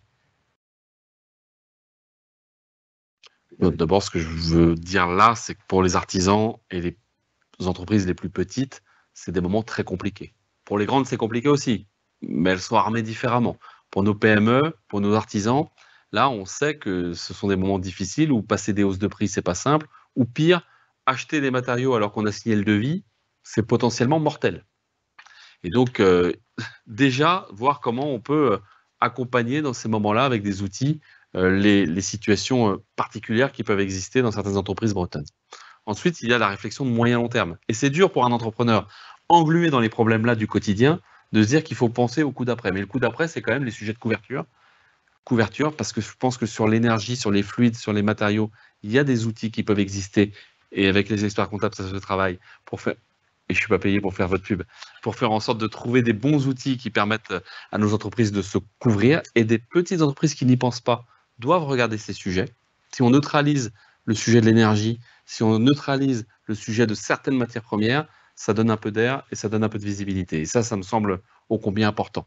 Et puis après, il y a un sujet plus profond, c'est de penser l'économie comme une économie qui doit être circulaire. L'économie linéaire est une économie du passé, et on va passer sur une économie circulaire, qu'on le veuille ou qu'on ne le veuille pas. Et ce n'est pas un dogme ou une envie d'un homme politique, c'est la réalité du monde. L'économie linéaire, c'est une carrière, on prend des matériaux, on les consomme et on les jette. L'économie circulaire, c'est comment je fais en sorte que on vive avec des matériaux qui retrouvent des cycles de vie, y compris dans le bâtiment que vous avez évoqué tout à l'heure, où on voit très très bien que ces enjeux sont en train de prendre une place considérable. Et là, comme à chaque fois que des nouveaux modèles se mettent en place, il y a des soubresauts, il y a des à-coups, il y a des reculs, il y a des moments compliqués, mais les entreprises qui gagneront demain, les entreprises qui seront à la hauteur finalement de ces enjeux et qui sauront répondre encore mieux à leurs clients, c'est celles qui auront bien intégré ça dans leur modèle. Déjà de se dire que ces biodéchets, ce sont des ressources. Ces biodéchets, ce sont des ressources, ça nous casse tous les pieds. Ça nous casse tous les pieds. Je suis président d'une région qui a 127 cantines. Les 127 cantines produisent des biodéchets, il va falloir que je gère ça. C'est compliqué en process, c'est compliqué en coût. Et pourtant, globalement, c'est une ressource. C'est une ressource parce qu'on voit tous, et vous comprenez bien qu'avec l'argent public, puisque les poubelles aujourd'hui, ça nous coûte tous de l'argent, brûler de la matière organique, ça n'a pas beaucoup d'intérêt. Si on est capable de construire des flux pour que cette matière organique elle soit valorisée en gaz, donc en énergie, et quelque part, on en tire quelque chose de positif. Moi, je crois furieusement à la capacité des territoires à s'organiser. La Bretagne, la région, elle a vocation à donner un modèle, à donner un cap, à accompagner structurellement les territoires, mais c'est bien à la maille des EPCI, des intercos que les choses vont se passer. Vous avez dans vos intercos des syndicats qui collectent les ordures ménagères. Vous avez dans vos intercos, dans vos territoires, des stations d'épuration. Certaines ont des méthaniseurs. Certaines ont des flux dans lesquels elles peuvent prendre de la matière. Il y a des sujets comme cela sur lesquels il faut travailler plutôt en local et détecter encore une fois ceux qui sont un peu malins dans nos territoires. Il y a des gens malins, élus et entreprises. Et là, il y a des très beaux croisements à faire avec une belle acceptation sociale parce que dès que je parle méthanisation, je sais combien c'est compliqué dans les territoires, mais le monde agricole, le monde des élus locaux, le monde des ingénieurs, des technos qui travaillent dans ce domaine-là, ils ont un boulevard s'ils racontent une belle histoire. Mais il faut raconter une belle histoire, il faut savoir ce qu'on veut faire. Et encore une fois, faire des déchets une ressource énergétique et puis une ressource aussi d'engrais pour nos territoires, d'amendement des sols. Moi, je trouve que c'est un très beau pari, c'est de l'économie circulaire. Et je ne vois pas en quoi nous pourrions bouder notre plaisir que d'embrasser ces nouveaux sujets avec gourmandise. Et l'agriculture ne peut pas être autre chose que compétitive. L'agriculture fait partie de notre économie et l'agriculture ne peut pas ne pas être compétitive. Et d'ailleurs, je rappelle que la Bretagne est sortie de la misère grâce à l'agriculture. Et j'ai envie de dire gloire à nos aînés qui ont su, après-guerre, se saisir de cet atout considérable de la mécanisation, de la chimie de l'époque pour sortir de la situation antérieure, libérant autant de bras, autant de têtes pour travailler dans d'autres domaines. Et les agriculteurs, j'espère, savent combien nous leur sommes reconnaissants. Et à titre personnel, je serai toujours leur avocat. Mais en même temps, les transitions en cours sont considérables. Sortir aujourd'hui de la chimie de synthèse est un enjeu considérable. Trouver des nouveaux modèles économiques, parce qu'on voit bien que les marchés mondiaux sont hyper turbulents et compliqués pour nous, qui sommes appuyés sur une agriculture familiale et on veut rester sur ce modèle d'agriculture familiale, c'est compliqué. Donc, on relève un peu la tête, on se dit qu'on a besoin de nos agriculteurs, on a besoin de renouveler les générations et on a besoin que nos agriculteurs continuent à innover en ayant la confiance des citoyens, la confiance des élus et effectivement de les ouvrir sur des métiers connexes qui ne doivent pas être leur cœur de métier, mais des métiers accessoires qu'ils peuvent faire très bien parce qu'ils savent le faire, comme la valorisation de nos biodéchets. Ça peut rentrer dans un très beau modèle demain. Quand les agriculteurs travaillaient avec des chevaux, des ânes, ils avaient une partie de la production de la ferme qui servait à nourrir le cheval ou l'âne. Et donc c'était bien une production d'énergie musculaire pour faire en sorte de tirer la charrue. Bon, après, on a décidé d'aller chercher du pétrole fossile, c'était plus facile pour tout le monde pour faire tourner le tracteur.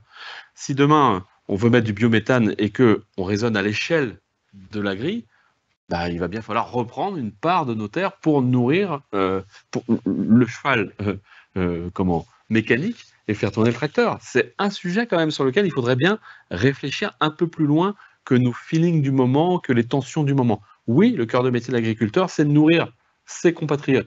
C'est son cœur de métier, c'est la souveraineté de notre pays. Et c'est la sortie de la misère, je le redis.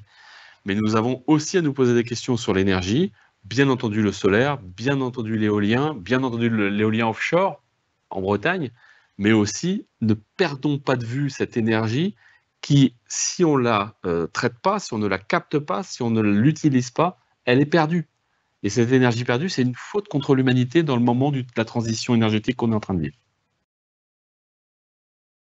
Cette nouvelle PAC, pour faire très clair, il y a une partie qui est recentralisée. L'État a décidé de reprendre la main, ce n'était pas mon choix. Édouard Philippe a pris cet arbitrage, il est maintenu avec le gouvernement Castex, et c'est comme ça. Donc les MEC, ça devient national, c'est l'État. J'espère bien qu'on continuera de discuter avec l'État, mais c'est quand même l'État. Et la région, elle va se concentrer sur 2 sujets. Alors, l'installation des jeunes, je le mets en premier, même si ce n'est pas le sujet sur lequel on met le plus d'argent, mais c'est quand même un très beau sujet. L'installation des jeunes, la transmission et l'installation de jeunes. Il faut vraiment qu'on travaille ça en Bretagne, parce que sinon, nous allons vivre des moments compliqués dans les 10-20 ans qui viennent. Et le deuxième sujet, c'est l'investissement.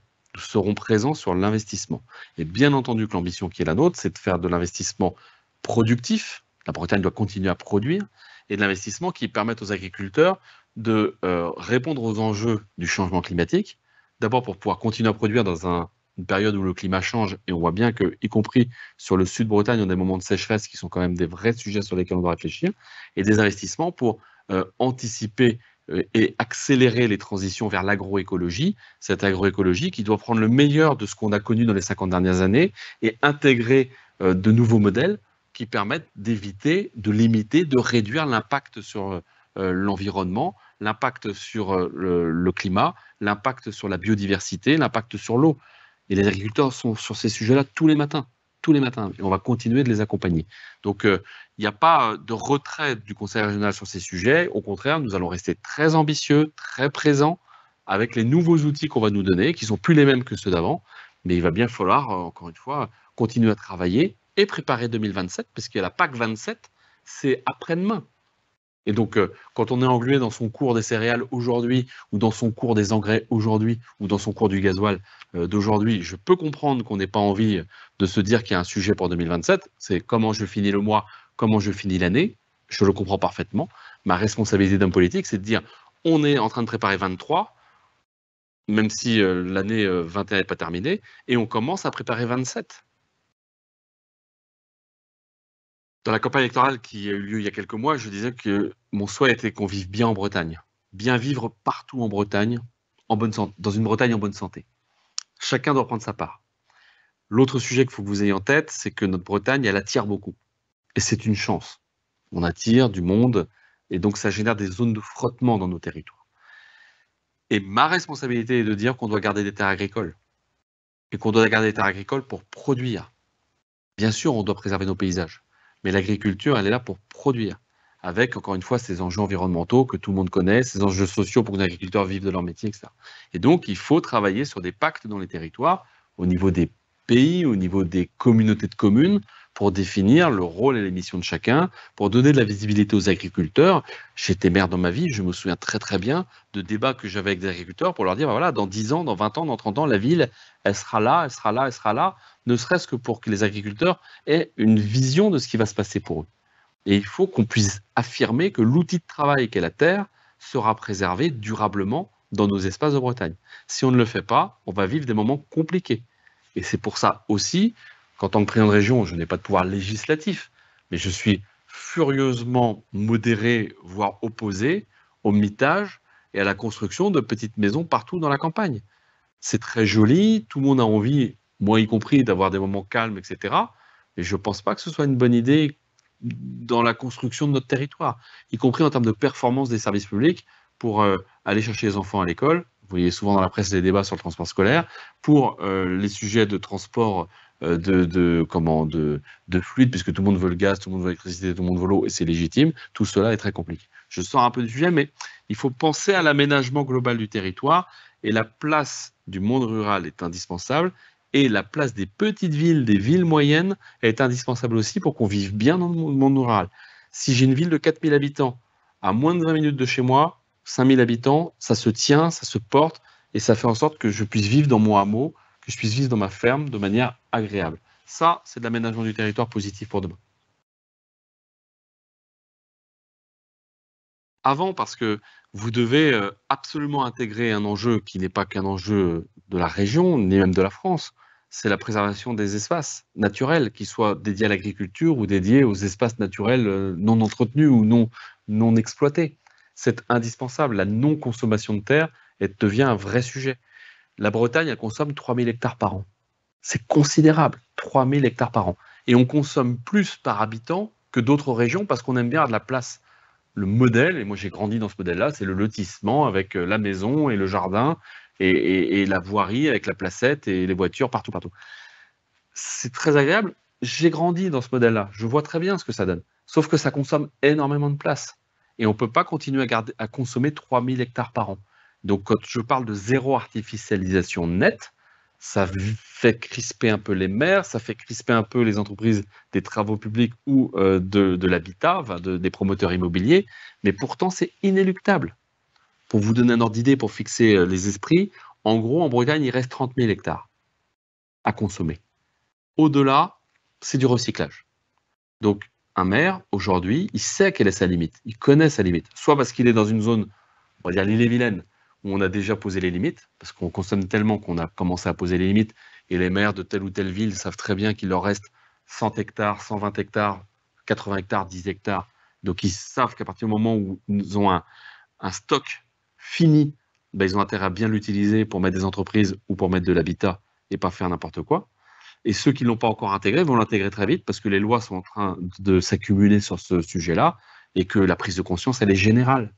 Elle est générale et on ne le fait pas pour ou contre les villes, on ne le fait pas pour ou contre nos modes d'habitat, on ne le fait pas pour ou contre les agriculteurs, on le fait simplement pour continuer à vivre dans une Bretagne qui va bien et pour limiter l'impact sur le climat. Voilà, c'est un vrai sujet et les générations nouvelles, elles vont l'intégrer dans leur mentalité beaucoup plus fortement que nous, qui passons de l'ancien système au nouveau système, ce qui est quand même compliqué. Le législateur, et lui, il a plutôt pensé consommation d'espace naturel. Donc là, il y a une obligation de réduire de 50% la consommation d'espace naturel d'ici 2030, puis encore 50% dans les années suivantes, puis on va arriver au zéro artificialisation nette. Mais pour vos entreprises des travaux publics ou du bâtiment, dites-vous aussi que ce sont des nouveaux modèles économiques qui vont être extraordinaires, parce qu'il va falloir recycler.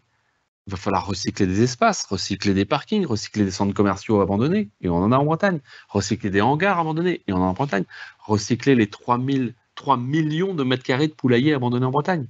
3 millions de mètres carrés de poulaillers abandonnés en Bretagne.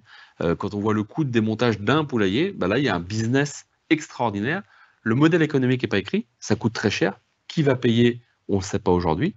Mais ça, c'est autant d'espace qu'on peut libérer, et on peut très bien imaginer demain que dans une ville de 10 000 habitants, eh ben, on va manger un peu plus d'espace pour faire grandir la ville, mais on devra financer la déconstruction de poulaillers abandonnés ailleurs. Ça, c'est des modèles compliqués à appréhender pour nous, qui avons eu l'habitude d'acheter un champ, de le viabiliser et de se dire, ben voilà, il y a un modèle économique facile, ça va être plus compliqué que ça. Mais si on le prend positivement, c'est passionnant. Alors d'abord, la fibre... Très beau sujet, nous sommes en retard, vous le savez, nous avons pris certaines décisions au cours des 3 dernières années, je suis président de Mégalis, pour changer de modèle. En gros, on passe d'un système où les élus avaient décidé de construire la fibre en tache de léopard un peu partout, et ça prend avec plein d'entreprises, et ça prend beaucoup de temps et on n'y arrive pas, à un modèle où on a pris un marché, avec un groupe qui est Axione, filiale de Bouygues, qui a remporté ce marché, avec des sous-traitants bretons partout, et qui doit dérouler cette fibre pour finir en 2026. 1,4 milliard de travaux. On est dessus, c'est des milliers de poteaux qu'on plante toutes les semaines, c'est des milliers de kilomètres de câbles qui sont déroulés tous les mois, et c'est en train d'aboutir. C'est compliqué, c'est long, mais ça vient. Et on va très vite arriver à 4000 prises par semaine allumées en Bretagne, ce qui va permettre de montrer que la dynamique, elle est là. Ce qui est une bonne nouvelle pour nos entreprises, puisque qu'on soit agriculteur, artisan, PME ou à son compte comme architecte ou expert comptable, on peut vivre dans une maison isolée, dans une commune isolée, et c'est très bien comme ça, et on pourra continuer à vivre parce qu'on aura la fibre. Donc 26, tout le monde sera fibré. Et théoriquement 24, tout le monde sera en haut débit, puisqu'on commence à fibrer les territoires qui ne sont pas en ADSL ou en VDSL. Donc, vraisemblablement, arrivé à 24-25, il nous restera à fibrer encore des maisons, ou des appartements ou des entreprises, mais qui seront déjà aujourd'hui en VDSL, donc dans une situation moins critique qu'aujourd'hui. Donc, je vous assure que le boulot est en cours, on y bosse avec beaucoup d'entreprises bretonnes. Nous avons, à côté de ça, à accompagner la transformation numérique de nos entreprises. Là aussi, je ne refais pas le speech sur l'école, sur la place de l'éducation, de l'enseignement. Nos jeunes, d'ailleurs, intègrent ça beaucoup plus vite que nous. Et il faut que, de fait, que nos entreprises et nos collectivités intègrent cette numérisation, intègrent le fait qu'on va travailler différemment. Et la Covid, d'ailleurs, a accéléré certains process comme jamais dans les 50 dernières années. Et donc, on doit regarder cela, mettre en place des méthodes de formation en interne pour les entreprises. C'est votre métier, c'est leur responsabilité. Et moi, pour celles et ceux qui sont sortis de l'emploi, pour qu'ils retournent dans l'emploi avec cette couche supplémentaire. Et enfin, il est important d'intégrer qu'une partie de notre population ne sera pas adaptée à ce type d'outils, y compris pour des entrepreneurs. On peut être chef d'entreprise et être un peu dépassé par ces outils, cette technique. Et donc, on doit tous, parce qu'on vit en société ensemble, réfléchir à ces 10-15% de citoyens qui n'arrivent pas à intégrer cette manière de travailler, cette manière de vivre. Parce que si on ne prend pas ça en compte, on va perdre là aussi des chances. On va perdre de la compétitivité. Ça ne sert à rien de se dire que ces 10 à 15% de personnes, on peut faire sans eux. Non, il faut faire avec eux. Quand on est service public, c'est dans son ADN, on doit l'intégrer. Mais quand on est une entreprise, on doit l'intégrer parce que sinon on perd des clients. Et on doit l'intégrer, sinon on a des collaborateurs qui sont à un moment donné en difficulté. Voilà les enjeux de demain. Donc moi, ma responsabilité, c'est de travailler aux infras avec la fibre, de travailler à quelques outils d'accompagnement de formation ou d'accompagner certaines entreprises stratégiques bretonnes pour qu'elles fassent des bascules numériques plus fortes, pour qu'elles entraînent leur écosystème. L'enjeu aussi pour moi, c'est la cyber, parce que ce sujet de la cybersécurité, ça doit vous préoccuper tous, toutes, parce que si une entreprise n'a pas un premier niveau de cyber, même si elle a 3 salariés, 4 salariés, il faut qu'elle ait conscience qu'elle peut perdre ses données, et perdre vos données, perdre votre fichier client, perdre vos recettes si vous êtes dans l'agroalimentaire, ça peut être dramatique. Et donc, nous sommes en train de mettre les bouchées doubles sur la formation d'hommes et de femmes dans le domaine de la cybersécurité. Les entreprises bretonnes sont en train d'être au top niveau en Europe de la cybersécurité. Et je vous invite, et j'invite Serre Brocéliande, à regarder comment offrir un premier niveau d'accompagnement. Et la Bretagne, la région Bretagne, va lancer une plateforme d'accompagnement des entreprises qui ne seront pas opérés par la région elle-même, mais on voit bien que si nous n'avons pas un outil d'accompagnement des premiers niveaux de défense de nos entreprises lorsqu'elles sont attaquées, et ça arrive régulièrement, eh ben on va être là aussi en perte de compétitivité. Vous voyez, nos métiers, finalement, ils sont interdépendants. D'abord parce qu'on est breton, qu'on y soit né ou qu'on y soit arrivé, on est devenu breton, et cette identité, elle doit être travaillée en permanence pour être ouverte au monde. On est breton et européen, on est breton et français, on est quelquefois breton et occitan, on est quelquefois breton et allemand, et alors? Voire même, hier, j'ai rencontré un breton qui est né au Ghana, et il se sent plus breton que ma cousine. Eh bien, c'est très bien. On est ensemble, on a le même drapeau, et si on a le même drapeau, eh ben, on va de l'avant, en étant ouvert au monde encore une fois. Les pieds sur notre rocher, ici, et capable d'aller au-delà de la frontière. Ça peut être la frontière de la commune, ça peut être la frontière de la Bretagne, ça peut être la frontière de l'Europe, et c'est très bien comme ça. Et la deuxième chose, c'est qu'on est dans un des endroits du monde où il fait le mieux vivre. Il n'y a pas beaucoup d'endroits dans le monde où on est comme ça, où on a la qualité de vie, où on a la mer, où on a des agriculteurs qui nous nourrissent, des pêcheurs qui font leur travail de pêcheur pour nous nourrir, où on a des métiers extraordinaires et différents, et un territoire qui aime encore la production. La Bretagne, ça ne peut pas être un lieu de villégiature. C'est un lieu où on vit et donc où on produit. Et moi, je suis très fier d'être un territoire de production, un territoire d'industrie primaire avec la pêche et l'agriculture, mais aussi de transformation avec l'agroalimentaire, la navale et l'ensemble des secteurs qui maillent la Bretagne, avec tous ces artisans qui sont ici présents. Gardons ça, ne nous disons pas on vit bien entre nous, et donc on ne veut pas de nuisances. Le développement d'un territoire intègre des nuisances. À nous de les gérer. Élus, entrepreneurs, présidents d'associations, citoyens, on vit ensemble sur ce bout du monde, on y est fiers, on y est bien, mais ne nous endormons pas sur notre qualité de vie. Gardons en tête que cette ambition de développer et donc de produire est dans notre ADN de breton, et après gérons les problèmes les uns après les autres. Il y en a plein, mais c'est ça aussi le sel de la vie. Au nom de Serre-France Brocéliande, merci Monsieur le Président pour cette interview. Merci à vous.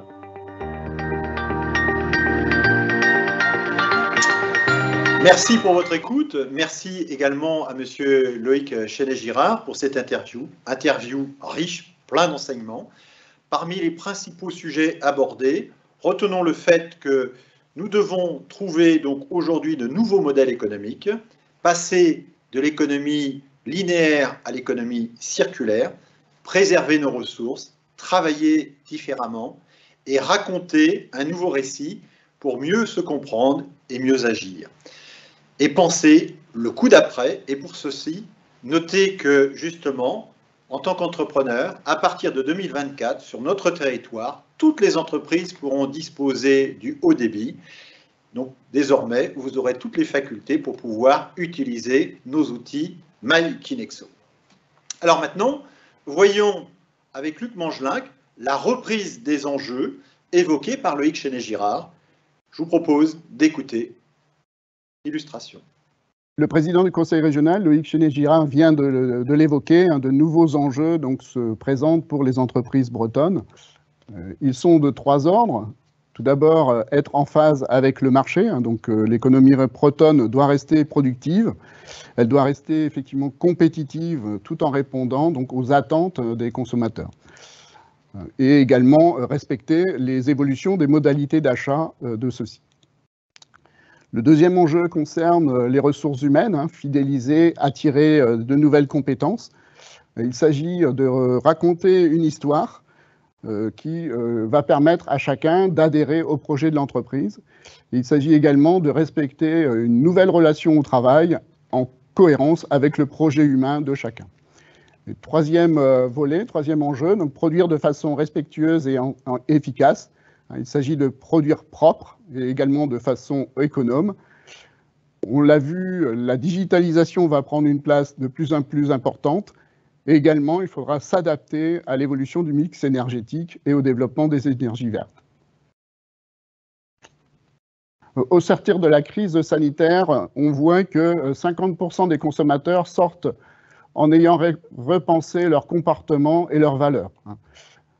50% sont traditionnels et donc n'ont pas évolué. Par contre, 2 catégories nouvelles apparaissent. Les consommateurs réinventés, qui vont, eux, avoir retravaillé la totalité de leurs priorités en matière d'achat, et les consommateurs évolutifs, qui ont évolué en termes de mentalité.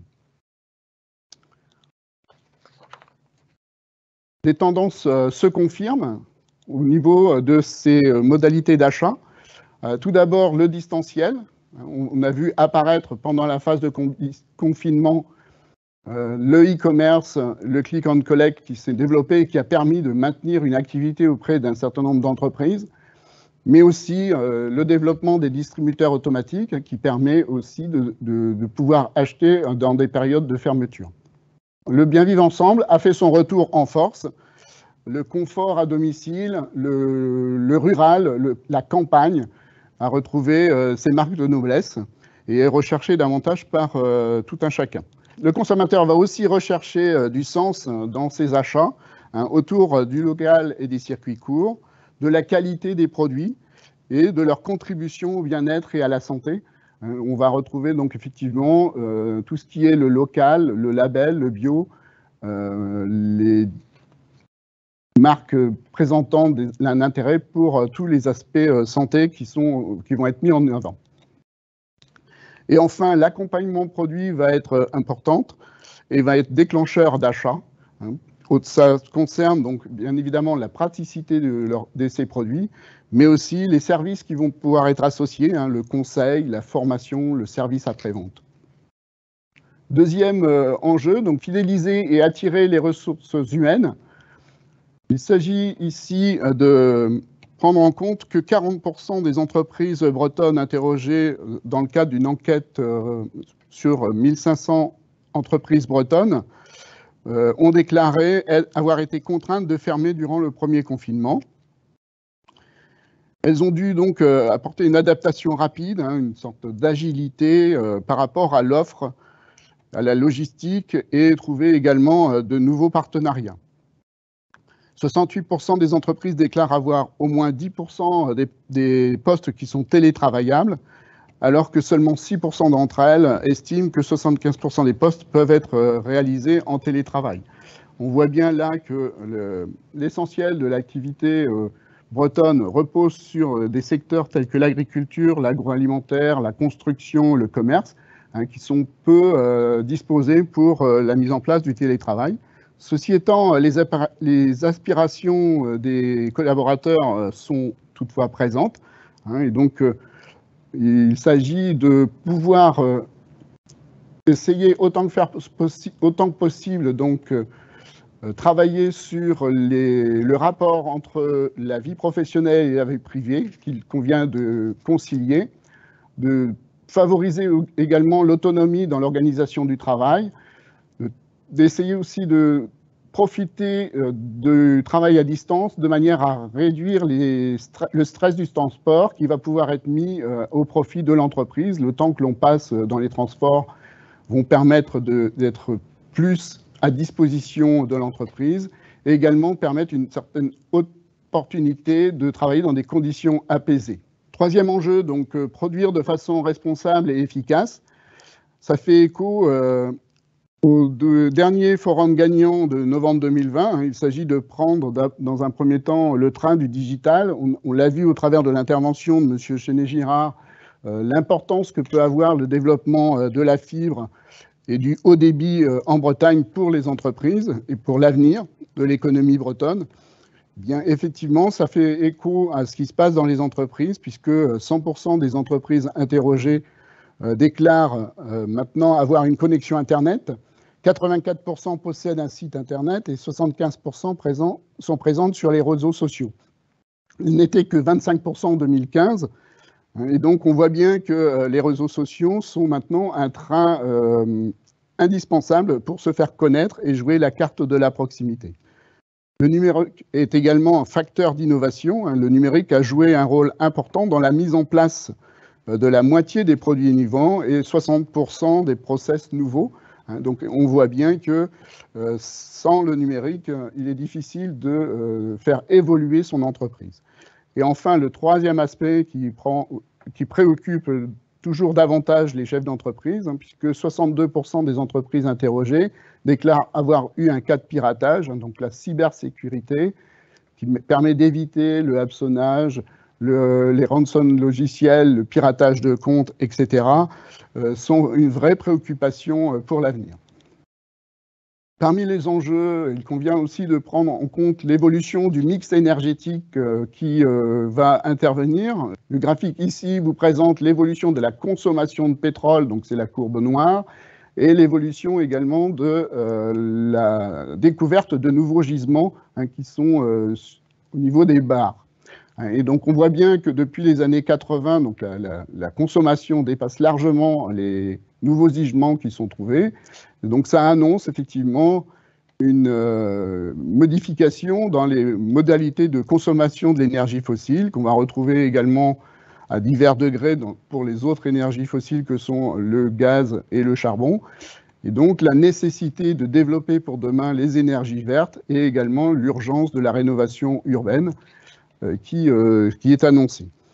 Cette rénovation urbaine, elle passe par la rénovation de l'habitat, bien évidemment, de manière à réaliser des économies importantes en termes d'énergie, mais elle passe également par une nouvelle façon de concevoir la ville, avec ces aménagements qui vont permettre moins de déplacements, de permettre plus de déplacements, on va dire, sobres, donc des déplacements collectifs, économes ou avec des véhicules type véhicules électriques, et également des espaces qui vont permettre de produire de l'énergie, de l'électricité essentiellement.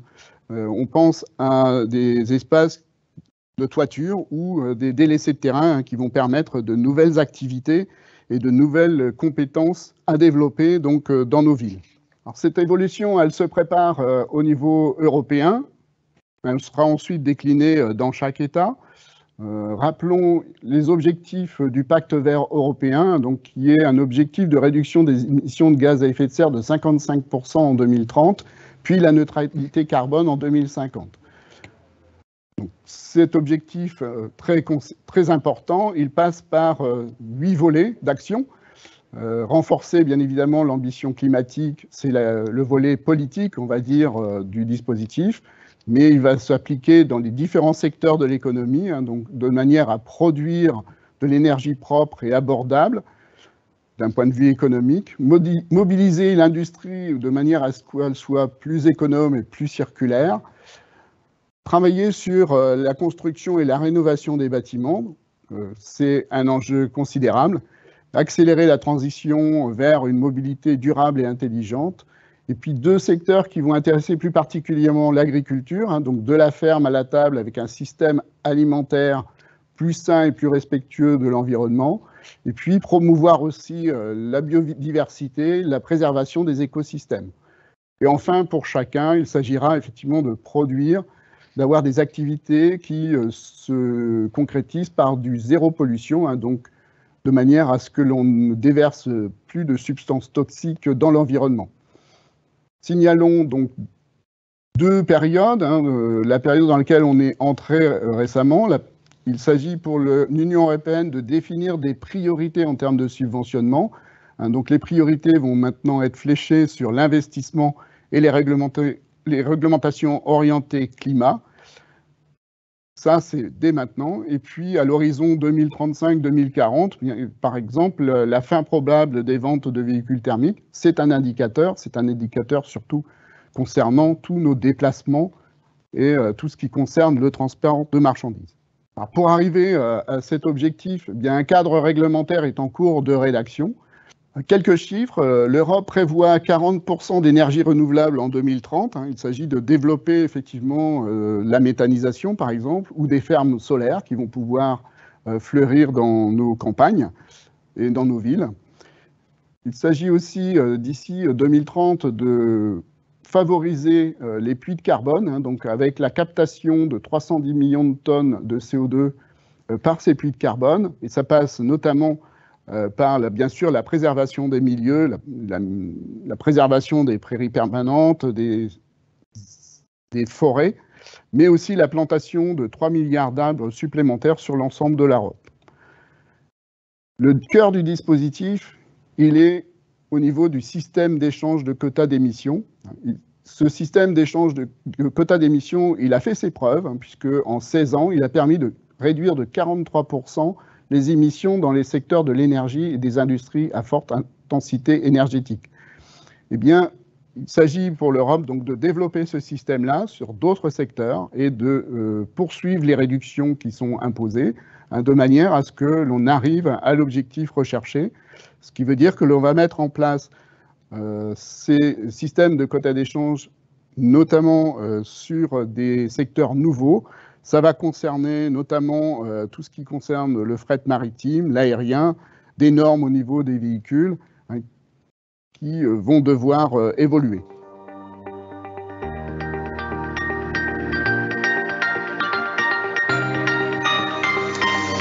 Merci donc de nous retrouver. Merci Luc pour cet exposé documenté. En effet, la digitalisation, le mix énergétique, la quête de sens pour vous, les consommateurs et pour les salariés, doivent faire écho chez vous, mesdames, messieurs, les entrepreneurs. Je rappelle les enjeux abordés à l'instant.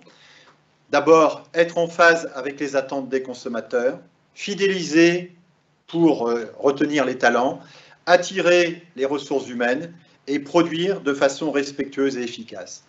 Alors, comment prendre en compte effectivement ces enjeux dans vos entreprises? C'est ce que je vous propose de découvrir après la présentation de la carte d'identité d'Eureden. Alors, comment prendre en compte ce nouveau contexte dans les entreprises? Comme vous le voyez, donc Eureden est la fusion donc, de deux coopératives à l'origine, Triskalia et Dossi. Depuis le 1er janvier 2021, il constitue donc un ensemble avec 9000 collaborateurs, 20 000 adhérents, 60 sites industriels de transformation et 300 magasins verts donc pour la distribution. Alors, ce que je vous propose, c'est d'enchaîner tout de suite avec le reportage de l'entreprise Eureden et son trésorier, Dany Rochefort. Regardez.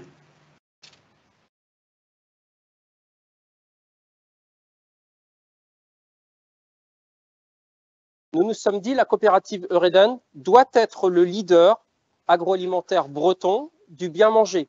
Donc le bien manger sous-entend bien sûr bien cultivé, bien élevé, bien transformé, mais également bien vivre. Quand je dis bien vivre, c'est bien vivre au quotidien, à la fois pour le coopérateur, mais pour le collaborateur également. La responsabilité de la coopérative Eureden est de prendre en considération toutes les nouvelles attentes sociétales qui arrivent au niveau de la production. Quand je parle de nouvelles attentes sociétales, je parle de bien-être animal, développement de gamme biologique, de certification haute valeur environnementale ou encore le développement de différents labels.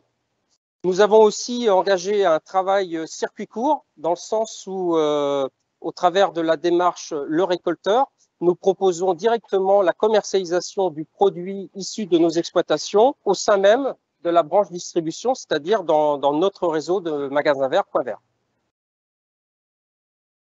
Eureden a dû travailler sur ce que l'on appelle la RSE, la responsabilité sociétale des entreprises, au vu de la taille de l'entreprise. Nous avons intégré la RSE dans le cadre du financement de la coopérative Eureden, financement qui nous a été accordé sur 5 ans, et nous avons retenu 3 indicateurs. Ces 3 indicateurs sont la réduction des accidents de travail, le développement de solutions alternatives à l'utilisation de produits phytosanitaires et le développement des énergies renouvelables. Le financement étant obtenu sur 5 ans, nos banques vont regarder la trajectoire de ces 3 indicateurs sur 5 ans, avec un impact direct, une incidence directe sur le taux bancaire.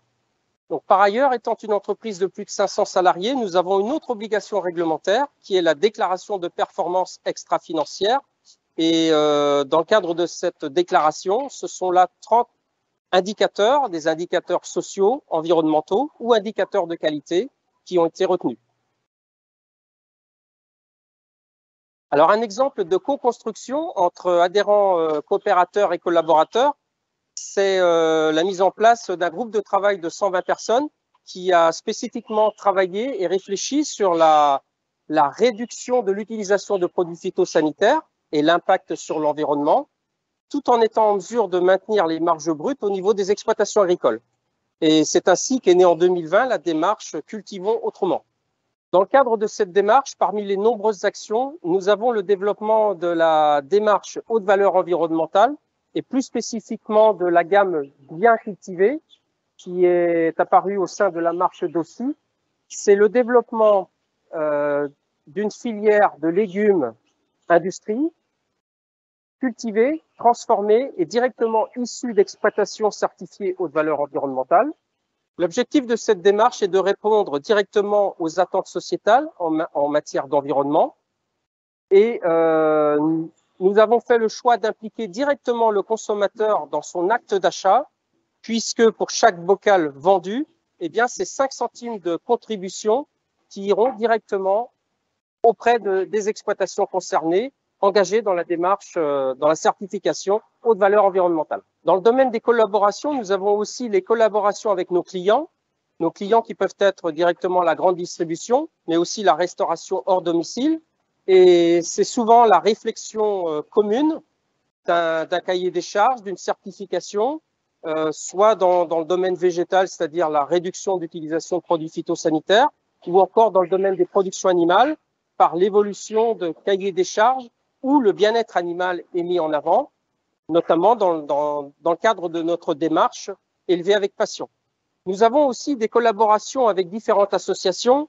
Je pense notamment aux associations de défense des animaux et avec un cas précis qui est l'association Well Farm. C'est une association avec laquelle nous travaillons, là aussi dans le but de faire évoluer nos démarches de bien-être animal, et cela dans bon nombre d'espèces, dans la ponte, mais aussi la volaille de chair. D'une manière générale, je dirais que ces différents critères RSE sont regardés, sont abordés de près, à la fois par le système bancaire, mais aussi par les investisseurs qui peuvent nous accompagner à la marge sur des opérations d'acquisition, par exemple, ou d'autres financements. Dans le cadre de la mise en œuvre de ces différentes démarches de progrès au sein même des exploitations, nous avons été amenés à mener une étude qualitative. 100% des exploitants interrogés ont déclaré être sensibles aux attentes sociétales qui arrivent. Dans le même temps, l'ensemble des exploitants ont déclaré être prêts à faire évoluer leur démarche, à la fois dans le domaine des productions végétales, mais aussi dans le domaine des productions animales. Mais dans le même temps, les exploitants nous disent être soucieux de pouvoir conserver leurs revenus et être soucieux surtout de bien vivre leur métier au quotidien. Merci pour votre attention. Alors, juste quelques mots. Vous l'avez noté, l'objectif de Reden, c'est d'être leader du bien cultivé, bien élevé, bien transformé. Donc, ce sont peut-être des éléments de slogan, mais de toute façon, les consommateurs sont sensibles effectivement à cette démarche. Avec, bien sûr, comme principe derrière ces nouvelles attentes, eh bien, la mise en place des circuits courts et notamment des labels. Alors, Eureden a intégré la RSE dans le cadre de son financement en contrepartie de 3 indicateurs: la réduction des accidents du travail, la réduction de l'usage des produits phytosanitaires et le développement des énergies renouvelables. Alors, cette démarche est-elle adaptable dans les entreprises, chez nos artisans, chez nos agriculteurs? Je vous propose d'écouter Anne-Lucie. Alors, à une échelle qui est certainement moindre que le groupe Eureden, ce qu'on souhaitait en guise de conclusion, c'est voir ensemble comment, avec ce même esprit d'une entreprise responsable, on peut vous accompagner pour préparer l'avenir et revoir comment on peut repositionner le projet de l'entreprise dans ce nouveau contexte, avec ces nouveaux enjeux et avec une dynamique qui serait peut-être un peu différente. On ne va pas tout révolutionner, donc de toute façon, l'entreprise, elle se gérera encore avec des fondamentaux. On assurera la pérennité de l'entreprise toujours en veillant à ce que les performances économiques soient maintenues et optimisées. On va chercher à optimiser aussi les process, voir si on peut remettre à plat les process dans l'entreprise et toujours être en veille sur l'innovation. Donc ça, c'est vraiment le facteur fondamental. Mais ce qui nous intéresse aujourd'hui, et l'objectif sera atteint si à l'issue de cet exposé, vous vous posez quelques temps pour réfléchir à ce que vous pouvez faire dans votre entreprise. Alors, si vous êtes plus ou moins confronté à des difficultés de recrutement, mais dans l'absolu, pour maintenir vos collaborateurs dans l'entreprise, qu'est-ce que vous pouvez faire pour renforcer l'attractivité, fidéliser vos collaborateurs? Est-ce que vous avez réfléchi à la manière dont vous pouviez présenter à vos collaborateurs un projet d'entreprise? Est-ce que cette notion d'entreprise à mission est quelque chose que vous pourriez appliquer aussi dans votre entreprise? Et puis de manière complètement corrélée, puisqu'on peut parler d'éthique ou de responsabilité environnementale, est-ce que vous avez réfléchi à la manière de produire dans votre entreprise? Et est-ce que vous avez bien en tête que réduire la facture environnementale peut aussi avoir des effets positifs sur vos coûts opérationnels? Réduire les émissions de carbone, c'est forcément réduire la facture énergétique, réduire les déplacements, encourager la mobilité, le travail à distance, etc. Qu'est-ce qui est possible de faire dans vos process, dans votre entreprise, pour travailler sur ces axes-là? Et autant on a redit que les fondamentaux de l'entreprise, c'était bien de veiller à l'amélioration des performances économiques, autant le dernier axe qu'on a mis ici, répondre aux attentes des consommateurs et des partenaires, il est aussi essentiel. On n'oublie pas ces deux fondamentaux. L'entreprise, elle n'aura une pertinence et une viabilité économique que si elle répond à un marché. Donc il faut d'abord être reconnu sur son marché, il faut être reconnu pour la qualité de ses process et ça nécessite d'être toujours en action pour être en amélioration continue en termes d'amélioration de ces relations entre consommateurs et partenaires.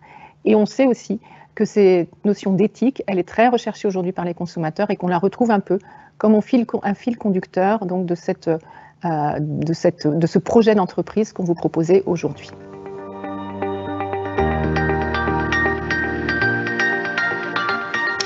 Merci Anne-Lucie pour cet exposé. Alors j'imagine, effectivement, tous ces témoignages, ces interviews doivent susciter des questions, des interrogations. Et donc maintenant, la parole est laissée aux internautes. À défaut, j'ai peut-être une première question que je vais adresser ici donc, à Monsieur Luc Mangelin qui nous a rejoint. Monsieur Luc Mangelin, alors, comment nos entrepreneurs peuvent-ils faire face justement à la pénurie des matériaux et comment ils peuvent procéder aujourd'hui pour se couvrir justement dans ces problématiques? Alors effectivement, Christian, tu as tout à fait raison, tu es tout à fait d'actualité, hein, puisque effectivement les matières premières et l'énergie sont soumis à de fortes volatilités. Ça peut bouger d'un jour à l'autre de manière totalement imprévue et de manière parfois très exponentielle en termes de tarifs. Et donc, effectivement, essayer de se protéger, c'est quelque chose qui est essentiel pour la survie, la pérennité d'une entreprise. Alors, on pourrait résumer, on va dire, les modalités d'action en 3 volets. Le premier, ce serait plutôt d'essayer d'être moins vulnérable, c'est-à-dire de travailler sur son process de production, essayer d'être plus économe et plus autonome. Donc, l'énergie, la matière première qui n'est pas consommée, effectivement, elle n'est pas soumise à volatilité. Alors, ça, c'est important. J'entends, Luc, mais cela dit, les matériaux, il faut se les procurer, soit pour faire les chantiers, soit pour pouvoir éventuellement acheter des denrées pour pouvoir aussi remettre en semis les cultures. Comment fait-on aujourd'hui pour se couvrir préalablement? Alors, différents moyens, on les connaît. Donc, il y a effectivement disposer d'un stock de précaution. Donc, on va pouvoir effectivement mettre en place un stock. Alors, évidemment, les stocks, c'est coûteux. Donc, il faut essayer d'optimiser ça, parce que ça peut peser également sur la trésorerie. On peut essayer aussi d'être agile avec les clients et les fournisseurs, c'est-à-dire qu'on peut essayer de contractualiser, c'est-à-dire effectivement passer des contrats à la fois en termes d'appro et en termes de coûts de prestation, enfin de facturation des prestations, ce qui fait qu'au moment où on va mettre en production, on sait exactement dans quel contexte conjoncturel on va se trouver, et donc on va pouvoir assurer effectivement une marge. Et puis on peut aussi proposer des devis révisables avec nos clients, ça existe notamment dans le domaine public, on est assez habitué à ce type de contrat.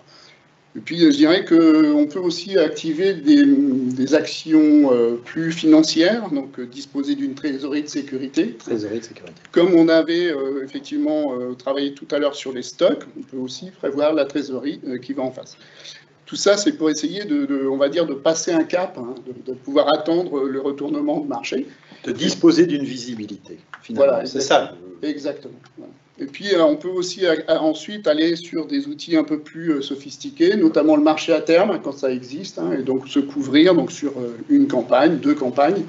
Et par exemple, aujourd'hui, avec la conjoncture que l'on a, on peut réfléchir à une couverture sur la campagne 2022 ou la campagne 2023, par exemple. Donc, si je dois te résumer, finalement, de façon simple, on peut contractualiser, on peut faire du stock, préparer de la trésorerie, et si on veut élaborer davantage sa gestion, justement, pour faire face à la pénurie, c'est d'aller vers les marchés à terme.